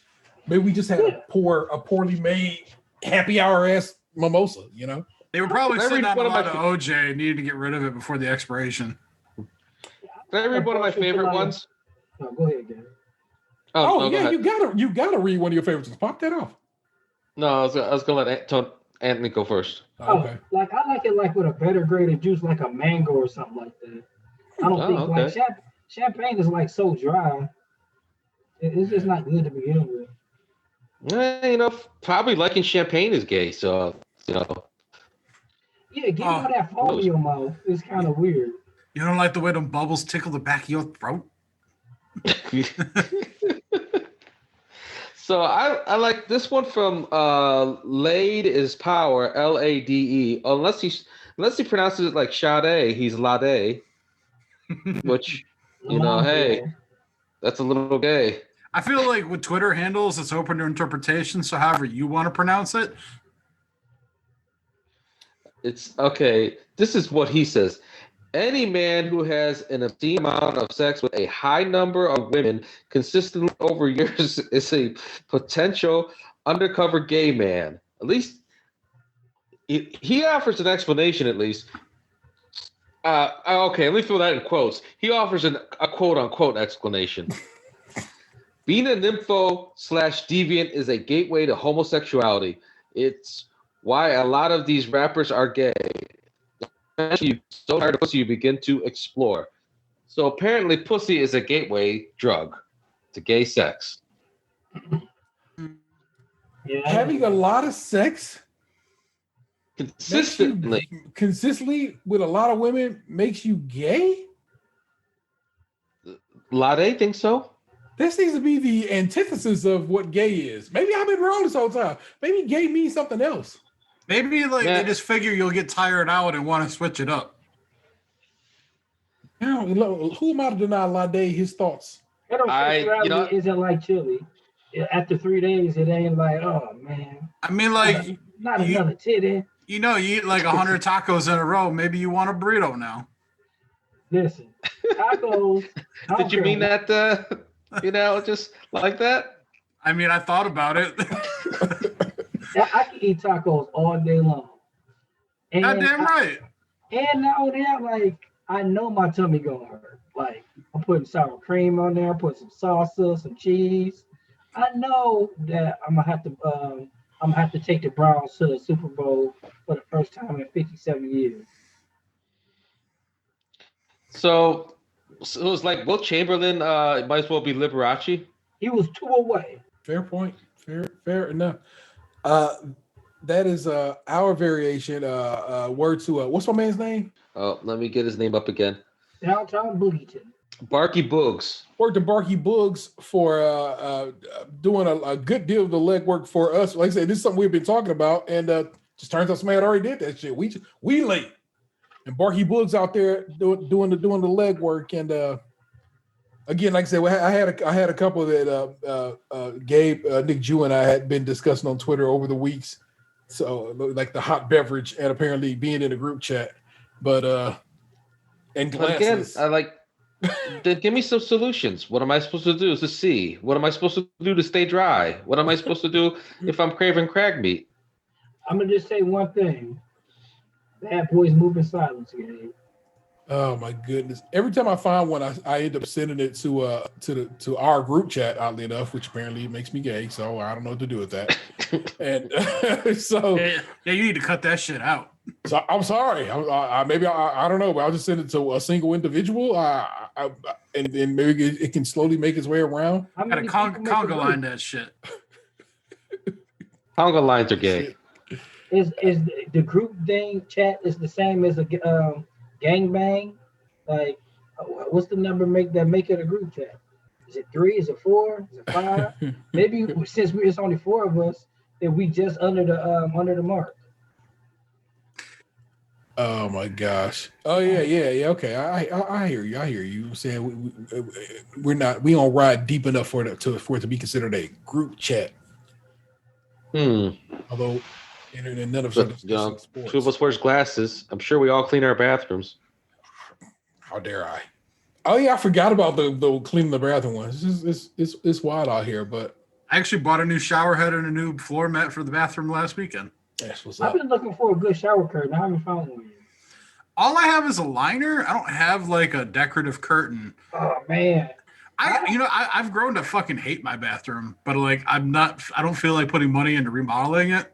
So I'm just soldiering on with it. But every time I go in there now, I'm just like, I fucking hate this bathroom. You should probably What would you do different had you the desire? Or, I'd want to like different sink, and I want to like get that nasty ass like 70s tile off the wall, and I want it like black and white, and I just eventually I'm gonna pay this fucking mortgage off and move out of this bitch. you don't have to wait until the mortgage is paid, bro. That is true, but I have to live here for at least 5 years. Although I'm 4 years deep on that already. so near enough as it is, as it were. To be fair though, too, like I don't make enough money to carry 2 mortgages if I didn't have a renter. So, Hey, dreams. Man, or you could move, you could rent a full house out and get more money and get another house. I might just move into a van. Like I talk about it a lot, but I do watch a lot of these like car camping YouTube channels, and it's like the only thing really preventing me one, I don't own a van, but two, like the fucking cats. Like I don't know if I could successfully do that kind of shit by having the 2 cats. Like someday they'll not be here, and maybe the option will be more open at that point, but for now, like I don't think I could see Callie riding shotgun all day long. Like she probably not like that. Are you going to position the van down by the river, which seems to be how tradition dictates? As long as like it's free and the cops don't bother me. Down by the river. Fair enough. Or any Walmart parking lot, I believe is. I don't know if that still holds true during this pandemic. There is an app that will tell you which Walmarts are friendly for that kind of thing. All right. I've told you, man, I watched a lot of these channels. I've learned a lot over the last like year and a half. I actually do enjoy watching these like camping videos, and like I'm watching one of this Canadian guy where he had a van that he was living in, and then he sold it and he bought a bigger van. So his series for like the last like month and a half has been him like building the shit for the new van and like getting it all ready to go. And I don't know, man. I just find it fucking fascinating. Like having that kind of freedom, but like, and that low cost of living, like for like people in our position now where like we work remotely, if I had like a good internet connection, like to be able to like, if I loved traveling to that degree, that'd be the fucking life. It's like, assuming you're not married with kids and shit, like, yeah. I feel like we do send each other like a fair amount of those like instant Instagram ones. I feel like I would love to build like a bus or something like that, or make an office out of one of those shipping containers.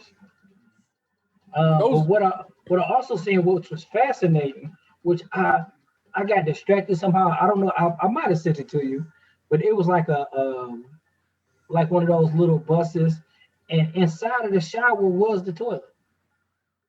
Like it doubled as a shower and like a pedestal. Mm-hmm. It was a shitter. Like I think it would be cool to have like a van like that, and just use like you don't even have to necessarily live in it, but like just like you could use it. Like say you took like a week's vacation and you just wanted to drive around the country for a week, and you could go like to parks. Like you wouldn't have to pay for hotels and shit because you could just find a Walmart and sleep in the van, and like. You don't have to do it up as hardcore as like some of these people because like it'll only be a couple of day thing at a time. But like, I don't think it would be that hard to have like an old like giant Dodge like work van and kind of like makeshift like a couch bed in it, and like they sell those like portable stoves that you just use little propane cylinders, and You know, like they have like the showers that like I mean showering like maybe just get like a anytime fitness membership or something. I don't know, but like they do sell the showers that are like the curtains with like the little pump hoses and shit like that. You know, privacy might be a little bit of a challenge if you're not familiar with the area, but it could be done. You know, Definitely. Not for me, but hey, I hear you. But that's where we are, people. Next up, you know what I'm saying, is when we walk on over, stepping over to these Reddit streets. And High Stebbins gay. I present to you a segment we have come to love here, and it's called "Am I the Asshole?" Yes. Each week we present a selection to the class. They choose which ones they think they want to delve further into, and we ride out. Before we move on to that, I did get something today that I don't know if this makes me gay or not. But it's this album by the Weather Girls called "It's Raining Men." Nice. No. hallelujah. All the men are upside down. They're gonna get concussions. They're all over the place. Oh, the women don't care about their well-being. All over their neck, face, and chest. Where'd you find that at? At the exchange. Right on. Does raining make them gay? I guess you might need an umbrella to protect yourself from them. One of these things is gonna make you gay. Don't know which, but apparently, you know what I'm saying, the internet, man. Again, I got you a selection of Am I the Assholes. I'm gonna read them out to you. You tell me which ones speak the loudest, and we will walk on down that line. Am I the asshole for telling my wife that she needed to be at my graduation an hour before she needed to because she's always late for things? No, I do that to people now. Am I the asshole for pouring my husband's sweet tea down the drain? Yes. Oh yeah. So she saved him from being gay. No, Was it ice or hot? No, sweet tea is cold. Oh, that's right. What was it? Sweet though. Am I the asshole for getting upset he gets me the wrong food all of the time? Yeah, you should be upset for that. Am I the asshole for rudely correcting my husband's friend after he repeatedly called me his girlfriend? Ooh. Am I the asshole for making myself nice meals and not my husband? Okay, that might be. Those are your selections. Tell me which ones speak to you. Well, why is she making nice meals for herself and not her husband? All right, that's the only one that I was like based on the title where I was like, I need more info. The rest of them seem a little cut and dry. Yeah. That is how I guess we all want to hear the last one, and the first one can be Dylan's choice. All right, very good. All right, then I will save that one that you guys chose for last, and I will just delve into this. Am I the asshole for telling my wife that she needed to be at my graduation an hour before she needed to because she's always late for things? Because that seemed funny to me. I, 27 male, have been with my wife, 27 female, for 8 years. For 5 of those years, I was in the military, and I developed the habit of being early for everything I do. It's a huge pet peeve of mine if people are late for things when they could have been on time. If something happens out of your control and you're late, then I totally understand. My wife is the type of person who is always late. Throughout our relationship, she has made us late for events, and it has been embarrassing. One of the worst incidents was when I was home on leave. We were planning on meeting my mom for breakfast. I hadn't seen her in 2 years at 9 a.m. I told my wife the day before that I wanted to leave our place at 8:30 so we'd get there by 8:50. We both wake up at 7 a.m. and by 8, and I'm ready by 8. At that point, she hasn't even started to get ready.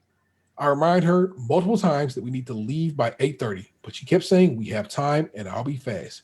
She didn't even start getting ready until 8:30.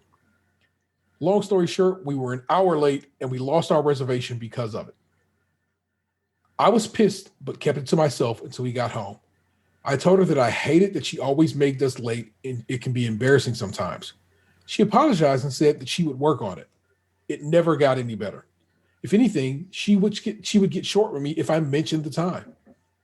Fast forward 3 years and I was graduating the police academy. The graduation was set to begin at 10 a.m. and people could start showing up at 9:15. Well, knowing my wife was not wanting her and not wanting her to walking in as the ceremony was beginning, I told her the graduation started at 9:15 and she needed to be there at 8:30 to find parking. Well, sure enough, I see her driving it in at 9:15. Of course, I was a little pissed, but glad that my plan worked. The rest of the graduation went as planned, and I was happy. Afterwards, a group of us and our spouses went out to celebrate. At one point, my wife mentions that she was lucky that the ceremony got pushed back or she was going to be late. My friends were confused and told her that they saw her car, and they showed up right on time. My wife then asked what time the ceremony was supposed to start. They all said 10 a.m. At that point, my wife just stared at me, and I knew she was pissed. When we got home, my wife blew up on me. She said she was pissed that I lied to her and didn't understand why I did. I told her that I knew that she would be late, so I told her a slightly earlier time to be safe. She said she was hurt and felt I had manipulated her. This is where I might be an asshole. I said, how do you think I feel? I told you the graduation started at 9:15 and you were still late. You knew how hard I worked through the academy and you couldn't even be on time for this one occasion. She got quiet and just said she's going to bed. She has barely spoken to me over the last couple of days, and I don't know if I was too harsh. So, am I the asshole? Still no. Yeah, I don't think so. And I'm a person who's been told things start earlier, things start later than. Look, what? All right, I was told the earlier hour. You arrive on time? Yeah. Or did you manage to be late even though you were told an earlier hour? I was on time for the event. She's just mad that like he's calling her on her bullshit, and she's just like lying to herself and lying to him about like making an effort, and you know she just wants to pass the buck and the blame and you know be a bitch about it. I think this dude was fucking clever, and I applaud his effort. This comment by Patty Fire, not the asshole. I literally had to lie to my mom about doctor's appointments, school events, games, anything that involved a time because she is always late. I still to this day have to lie to her about what time events start. It never occurred to her that being late affected everyone around us. I'd constantly get punished at practice if I was late. We've missed doctor's appointments that I needed for being late. And she'd raise hell but it was her fault. It was embarrassing. I may have an unpopular opinion and hurt some feelings, but it's not cute to be fashionably late. It's not cool always showing up late to dates, appointments, whatever, etc., etc. To me personally, you're telling me that you don't value my time or me at all, because if you did, you'd make an effort to show up accordingly. Your wife should take some personal accountability and apologize, in my opinion.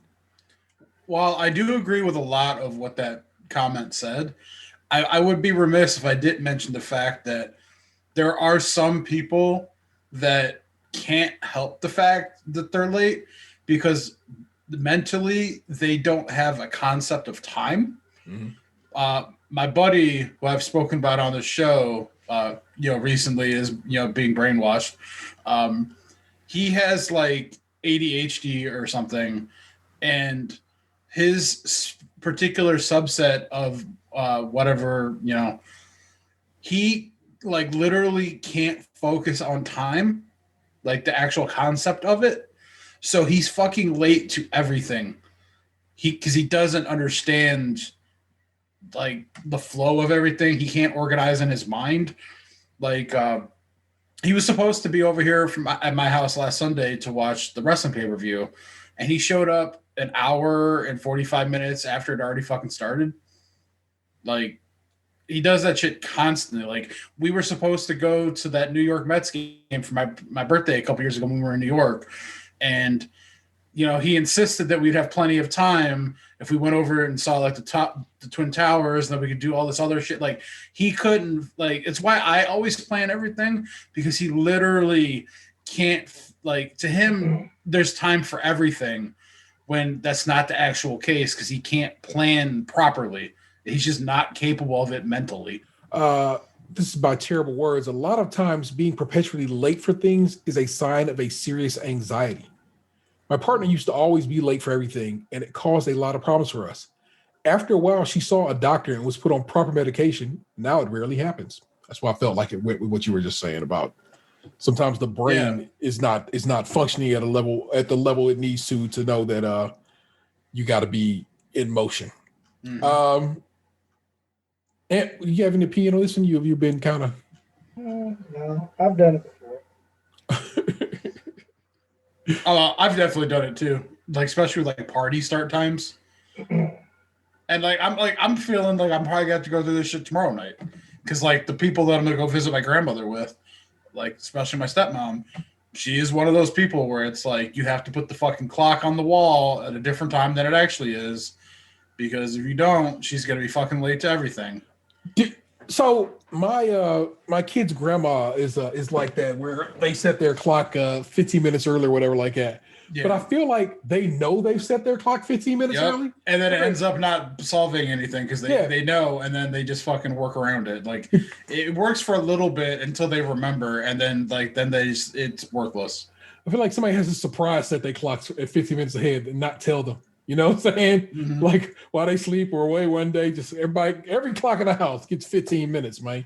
And then like and plus, of course, everybody has phones now, and that's connected to like. I was gonna say the problem is now the phones fucking change themselves. Yeah. So like I never have to fucking worry about like daylight savings or anything because my phone fucking does it.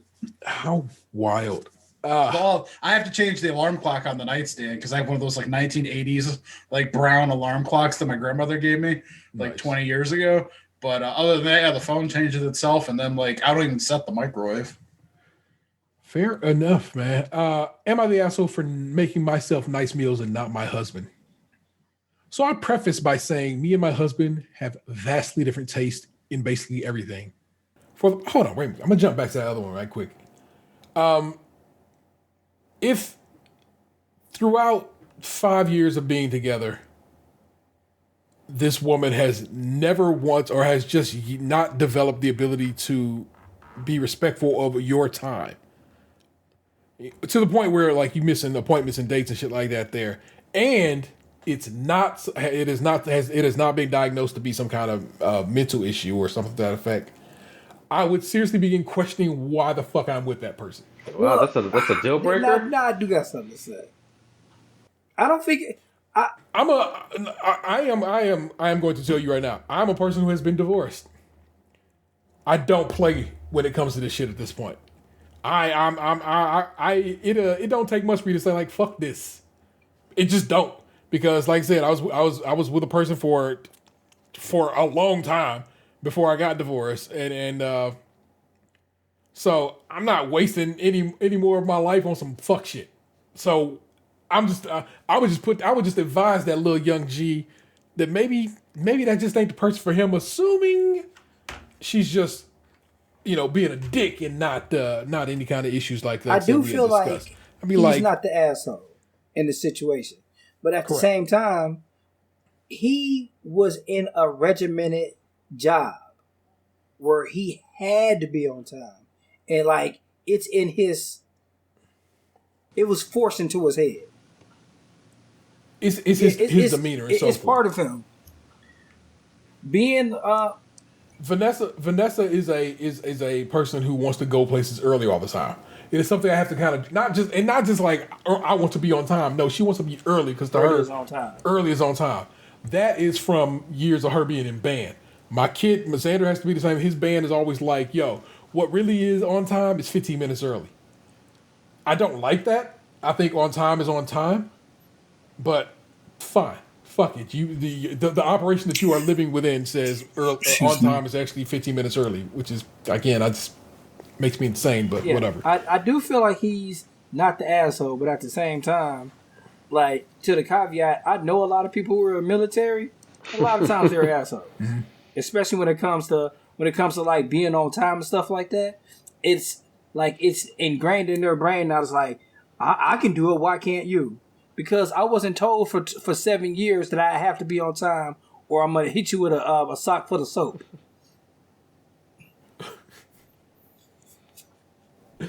Well, like I said, sure, but hours late is way different to me than moments late.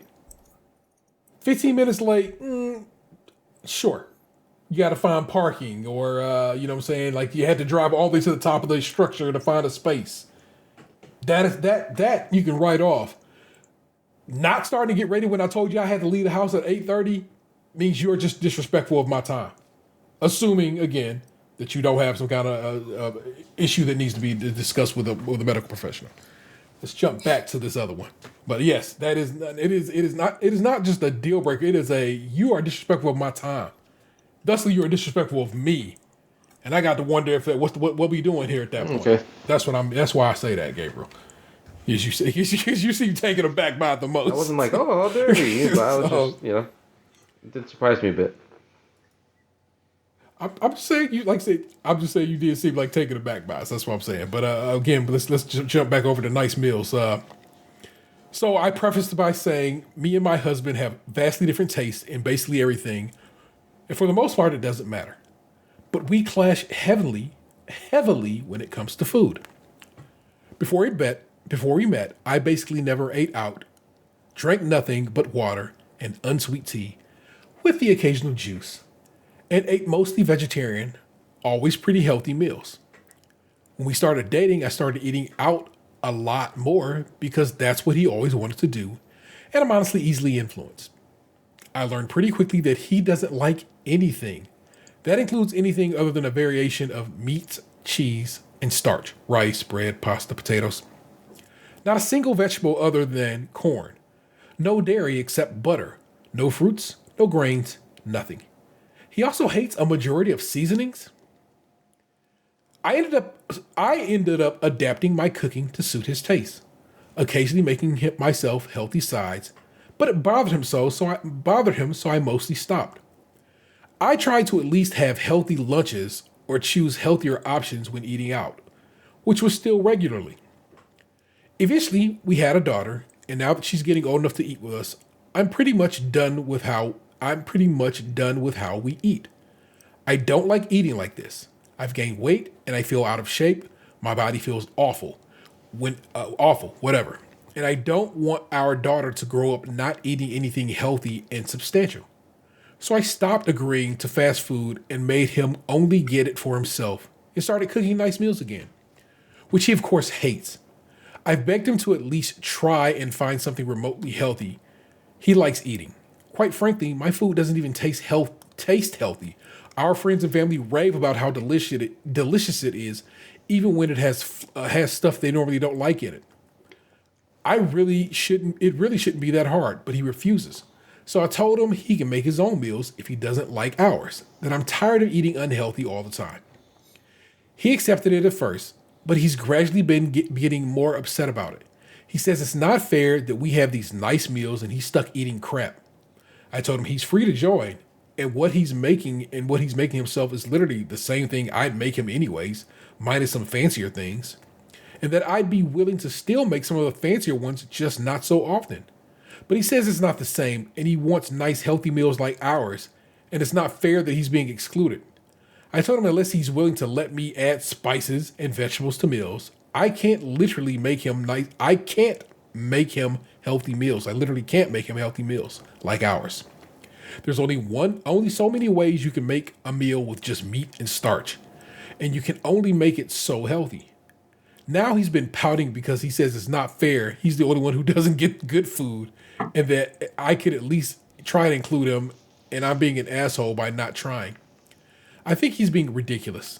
To expect the same type of food we eat without me putting in literally any of the ingredients? Am I the asshole? We'll hear from Anthony first. He's No. resident cook. I don't, it's not quite the same, but occasionally I'll make something and I have to make it 3 different ways pretty much. So, for example, I made manicotti the other day. So, I took the chicken breast, I put it in the oven at 200, like 200 or 300, like I think it was 300 for like 2 hours. Let the chicken just completely disintegrate. Mixed it with some ricotta and some cream cheese and some other Italian cheeses, and stuffed it. I did that with one chicken breast. The other chicken breast was just plain, and then I boiled some pasta, and one pasta was just the chicken and pasta. Then the other pasta was the chicken, like red sauce, and pasta. And then, of course, we had the regular meal, which was the manicotti. So I had to go through it like all the time, and like sometimes I'm told that like when I'm making my own personal meal, I jazz it up even more by doing something else because I'm notorious for like taking the extra step, chopping it up, and making a bowl out of it. Because most of the time I'm coming right back down here to do some work, so I feel her. Like sometimes I do have to make. Go the extra mile. The kids really don't appreciate it. My girlfriend, likes most of the stuff I like, I guess. But yeah, I don't find her. Her to be I don't think asshole. she's the asshole. He's excluding himself. She's not excluding him. That's exactly the point. It's like, bro, the food is there. You can eat it. You simply refuse. My buddy and his wife will go through this a lot. Like, she is more expressive in her food taste, and he's similar. Like, goes to Chipotle, gets rice, cheese, and meat, and that's it. Like, I think he's trying to expand his palate a little bit over like the last 2 years, but for a long time he just ate like a child. Who did we used to go? Never mind, I know who we used to go to lunch with. What was his name? We used to call him Mr. Bentley. Yeah, that was a meat and cheese ass nigga. Always just eat like a burger with just meat and cheese. I don't even think he used to get ketchup or nothing on it. Yeah, just a dry meat and cheese dude, man. That's how one of my boys eat their cheeseburgers. Man, my kids don't even eat cheeseburgers. Like your homeboys or your children? Oh, my children. Okay. My sons. For years, I mean since he was an itty bitty dude, my son's pediatrician, who's still his doctor to this day, has said, "Don't worry, eventually he'll develop a palate and will step out of his general comfort zone." That has not happened yet. Well, that surprise you every once in a while, though, right? He has. Like my kid, he'll eat sushi, depending on the cut of its jib. But he will try some. He has tried some sushi. Not that crab meat, though. Okay. I got him to fuck with Reese's cups because he was not a fan of peanut butter. But he like, oh, that's hitting. Like, okay, Reese's cups kind of do the damn thing. So there has been some exploration, but she made it seem like, I don't know, maybe I just took it. So to say she made it seem like it is actually just accusatory on my part. It felt like she was saying to me, "Oh, don't worry, man. That someday that child of yours will like foie gras, broccoli." As it turns out, he did. They were in one of his science classes, one of either a biology or chemistry class. They did one of those tests that basically you like lick a litmus test strip, you know what I'm saying, type of situation, to test if he who has some basic genetic shit. And it turns out he has the gene where certain shit just tastes wild bitter to him. And so it explains why his father loves spinach and broccoli, and he like cannot even sample a little bit of it because it just probably tastes like, whatever some bitter is or ash to him. So I get it, I understand it, and it's just finding what works for him and so forth. And like I said, it someday some lady will make him a meal and he'll have to honk it down because that's what it is to have somebody cook for you, and it is what it is. But I chuckled that, my man's still a nugget, man. We was at Mark's the other day, and I was like, "Hey, man, you want your old school hot dogs?" He's like, "No." I'm like, "You sure? You used to love them." But he declined. Get him a Chicago-style dog. Oh, my God, I wish, but like I said, it's not for him. So I chuckle at it, man. I don't think this person's an asshole. I think she married a brat of a man, and it's another one of the ones I'm just like, this shit better be working on every other fucking aspect, because sometimes this is revealing of deeper issues other places. Yes, you know what I'm saying? I hear like a lot of like stuff in general on Twitter and Instagram and stuff, and I'm just like, I don't understand what kind of people these people get involved with. And I'm just like, I just gotta realize like, well, I just must be a different kind of person, because I don't understand it at all. I fully agree. I am like, nah, man. it's just not me. It's just not me. So I keep it moving, man. So that's what's going on with me. What the fuck did I want to holler at y'all about? I will get to it when in housekeeping as we are nearing that part of the program here. That was a show, people. We always wrap it up with that mother asshole, and that's how he gets down with the get down. So let me. I didn't hear from you guys anything that stuck out as a definitive show title this week. We were throwing them out so fast and loose last week that I had so many options. The People's Blowjob won out, and I did go with spelling blowjob fully out. I thought I found a solid enough picture to use representative of that. So I thought like the closest one tonight might have been like crab, the glizzy of the sea, or something like that. Yeah, but see, not everybody know what a glizzy is. Like, we know, but still, there's no Samoan alcohol or sympathetic poon, you know. Those are other possible titles of last week's show, as you we'll figure it out. It'll come to me. I like having it. I like discovering it with you guys as opposed to making something of it later, because I don't know. It always seems I don't know. It seems more of a shared situation at that point. That one kind of reminds me of Chicken in the Sea. Yes, I could work with that. I can work with that art wise probably as well. Housekeeping. As always, please rate, review, subscribe, and share the show wherever possible, and please subscribe to our YouTube and Twitch channels. And speaking of Twitch per se, as it were, I will be. I'm off tomorrow from work, so I'm going to go pick up Super Mario 3D World / Bowser's Fury, which is released for the Nintendo Switch tomorrow.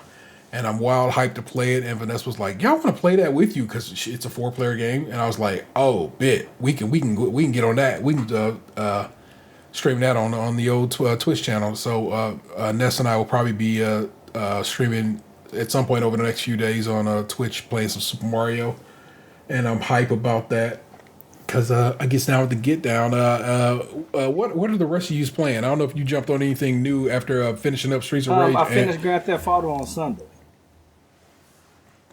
Did you finally get used to the controls on the PS4 controls? I know you said it for a moment there was kind of had you off. Yeah, it was. I still was fucking up. Like, I still couldn't switch characters fast enough and stuff like that.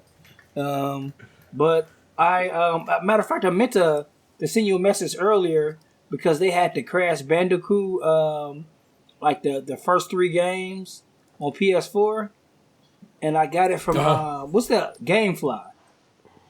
I got a used version for $19. So I got it because I have PS Plus. Do I have PS Plus? And a PS5. They give you a collection of games called the PS Plus collection, and that is one of the games in that collection.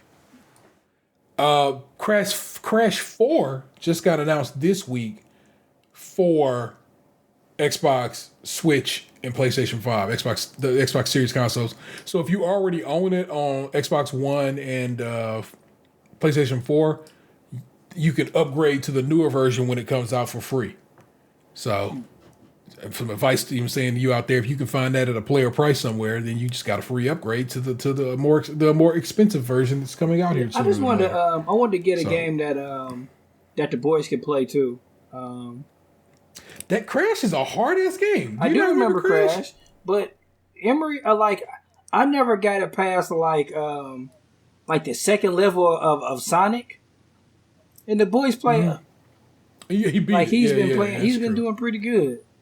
So, man, they said Crash Bandicoot is a tough series of games, so that's dope, man. I fuck with it. Gabe, you playing anything? Well, I was thinking of purchasing Resident Evil 7 Biohazard if it's because I heard they had some games for 50% off on the PlayStation network, but I haven't got a chance to look yet if that was one of them. And my kids really, really, really want the Super Mario World 3D. I thought you were about to say you wanted to get Cyberpunk 2077 so you can make your own dick on there. I'm actually just gonna jump in the PS app for you. Go to the store right quick and click on deals. Tell me if it's 50% off.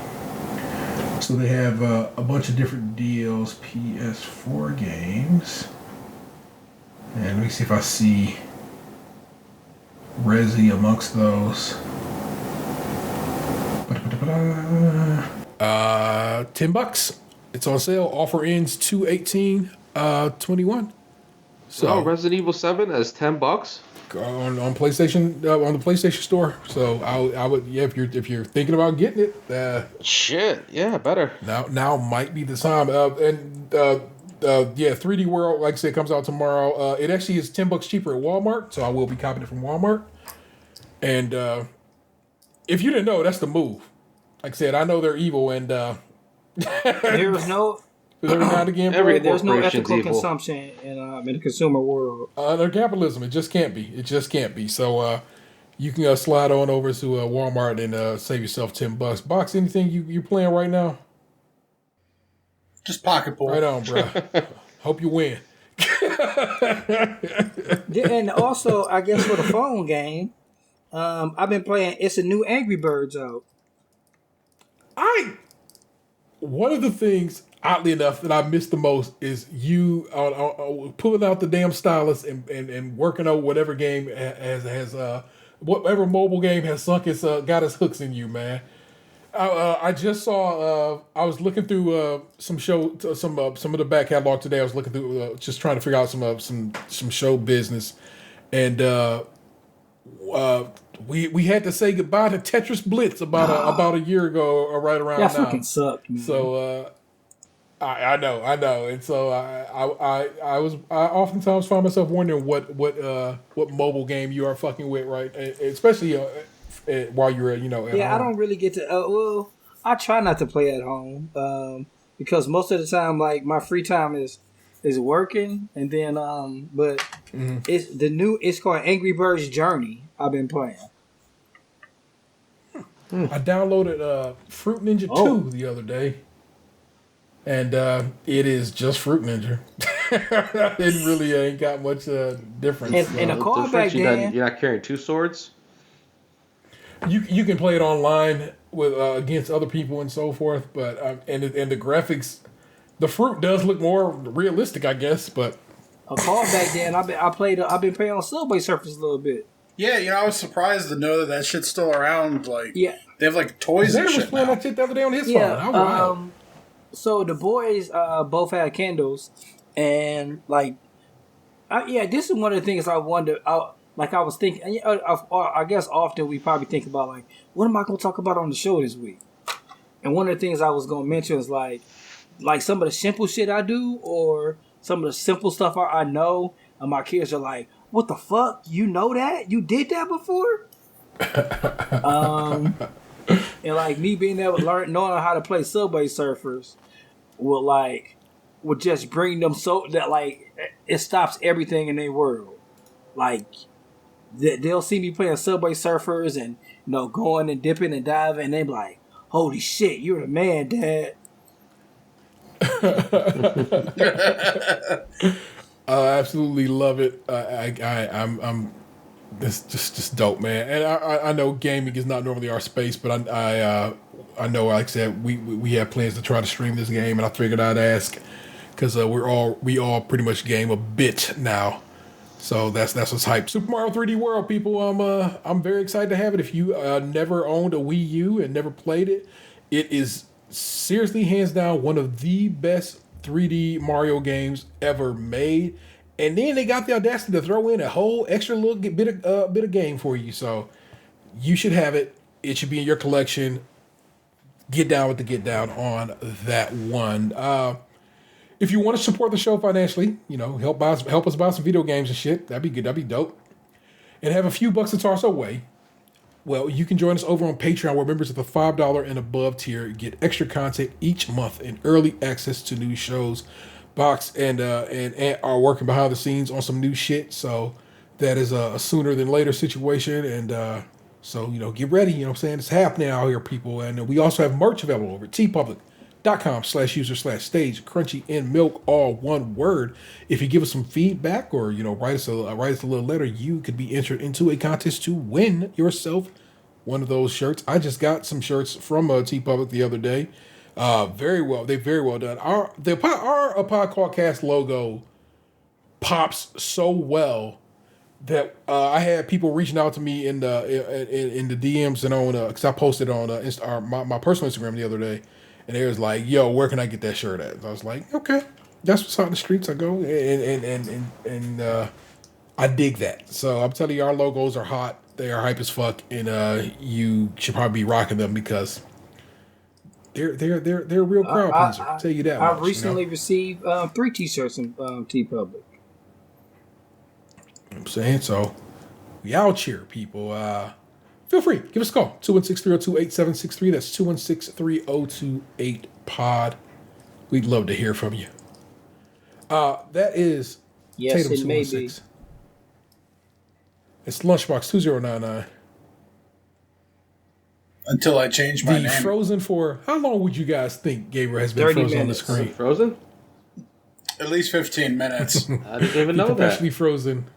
The real ODP.